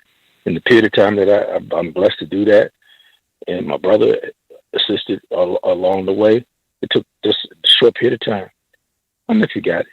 He got it. The other one, he listened. He followed instructions. But the other one took him a minute, but he finally got on. Uncle Daryl, I see what you're saying to me. And I said, keep on listening to the new black media and what Mr. Black is telling you. He's not telling you something that ain't true. He's telling you something that's real. This is real because your life is on the line, and you are a leader. You are a strong male. You're an alpha male. Always understand that. Thank you much, Jason. Thank you very much for giving us a call tonight, brother. We appreciate that as always here. And I want you to understand something. You need males who are not weak. You need that. It's not just for picking up your groceries or whatever. You need men who have built this world to continue doing so. They're not your dress-up dolls. They're not your toys. They're not your pets. And it is the ultimate form of female abuse when you attempt to protect and coddle your sons because you understand that you don't actually have anything else. And when a woman attempts to deny that she needs male companionship, just start counting. You begin to see she starts grooming her son to fill those days and fill those hours. Mark my words. Keep an eye on Lala Anthony. Mark my words. Her son is like, 15 now? Mark my words, he's either going to be around that house for a long damn time, or as soon as he leaves, you're going to see a brand new Lala Anthony. Maybe I'll go ahead and offer you all some predictions about that next time. But I did tonight's program because I was asking the question, do we have the weakest generation of males ever? I would dare to say, yeah, we do. They have been coddled. They've been coddled by single mothers. They've been coddled by cell phones. They've been coddled by an industrialized society that has removed much of the manual labor, much of the work, and much of the adventure that a young man used to have to embark on. We have built golden cages for them. We've now told them that there's no line of distinction between them and the women. Next up is to tell them there's no line of distinction between them and the children. And by the way, yes, I know the ramifications of that too. When you tell a grown man that there's no distinction between him and children, yeah, that's dangerous on a creepy level, I get it, but also on a personal level. When you tell a man that he and the children are indistinguishable from each other. Leadership is risky. Leadership is messy. And yes, leadership is dangerous. And because it's dangerous, it is reserved for the strong. But I also have every confidence that because the situation is so dire, survival instinct is going to kick in. Because it must. Because at the end of the day, no matter how weak the society attempts to make you, it's going to turn right around and start telling you that it's relying on you. And it is going to demand that you take your proper place, even if you're not prepared. That's why it's important. We're going to go ahead and wrap things up here tonight. I want to thank everyone who has contributed to support tonight's program on PayPal, CashApp, or super chat. Thank you all. I see you all out there, and I appreciate you all showing up here tonight. If you are new here to the business, welcome to the program that laid the foundation upon which all these red pill, MGTOW, high value posers and copycats will be stealing everything and probably saying it later tonight. You heard it here first. A real conversation, intelligent, mature, insightful. You don't get this anywhere else. And that's why YouTube hates it. YouTube has embarked on a vicious campaign to hide our work, to hide our videos, to hide it from everybody else, because they want you to be mindless consumers. They're even getting lawsuits behind this kind of thing, and that's good. But I want you to all to understand, do your part. If you liked what you heard here tonight, clicking the like button is very, very important. We appreciate that, even though they've decoupled us from the algorithm. But it helps to show people that you like the program. That's great. But even more important is making sure you share the program so that other people can hear this and so they can come here and start conjoining with it as well. Very, very important to do that. We're going to be hosting our Patreon exclusive program here tomorrow also. So for those of you who are signed up on Patreon, I get to talk to you one-on-one here for an extended period of time. And a couple of things I do want to go over as well that are not safe for me to say here on YouTube, but I will be saying it over there. So go ahead and join us for that there tomorrow as well. Also, click that red subscribe button, click that yellow notification bell, join us every single time here. And this concludes tonight's broadcast of The Business. I am your host, your brother, your humble servant, Mr. Jason Black. And until next time, my brothers and my sisters from around the world, remember, handle your business or your business will handle you.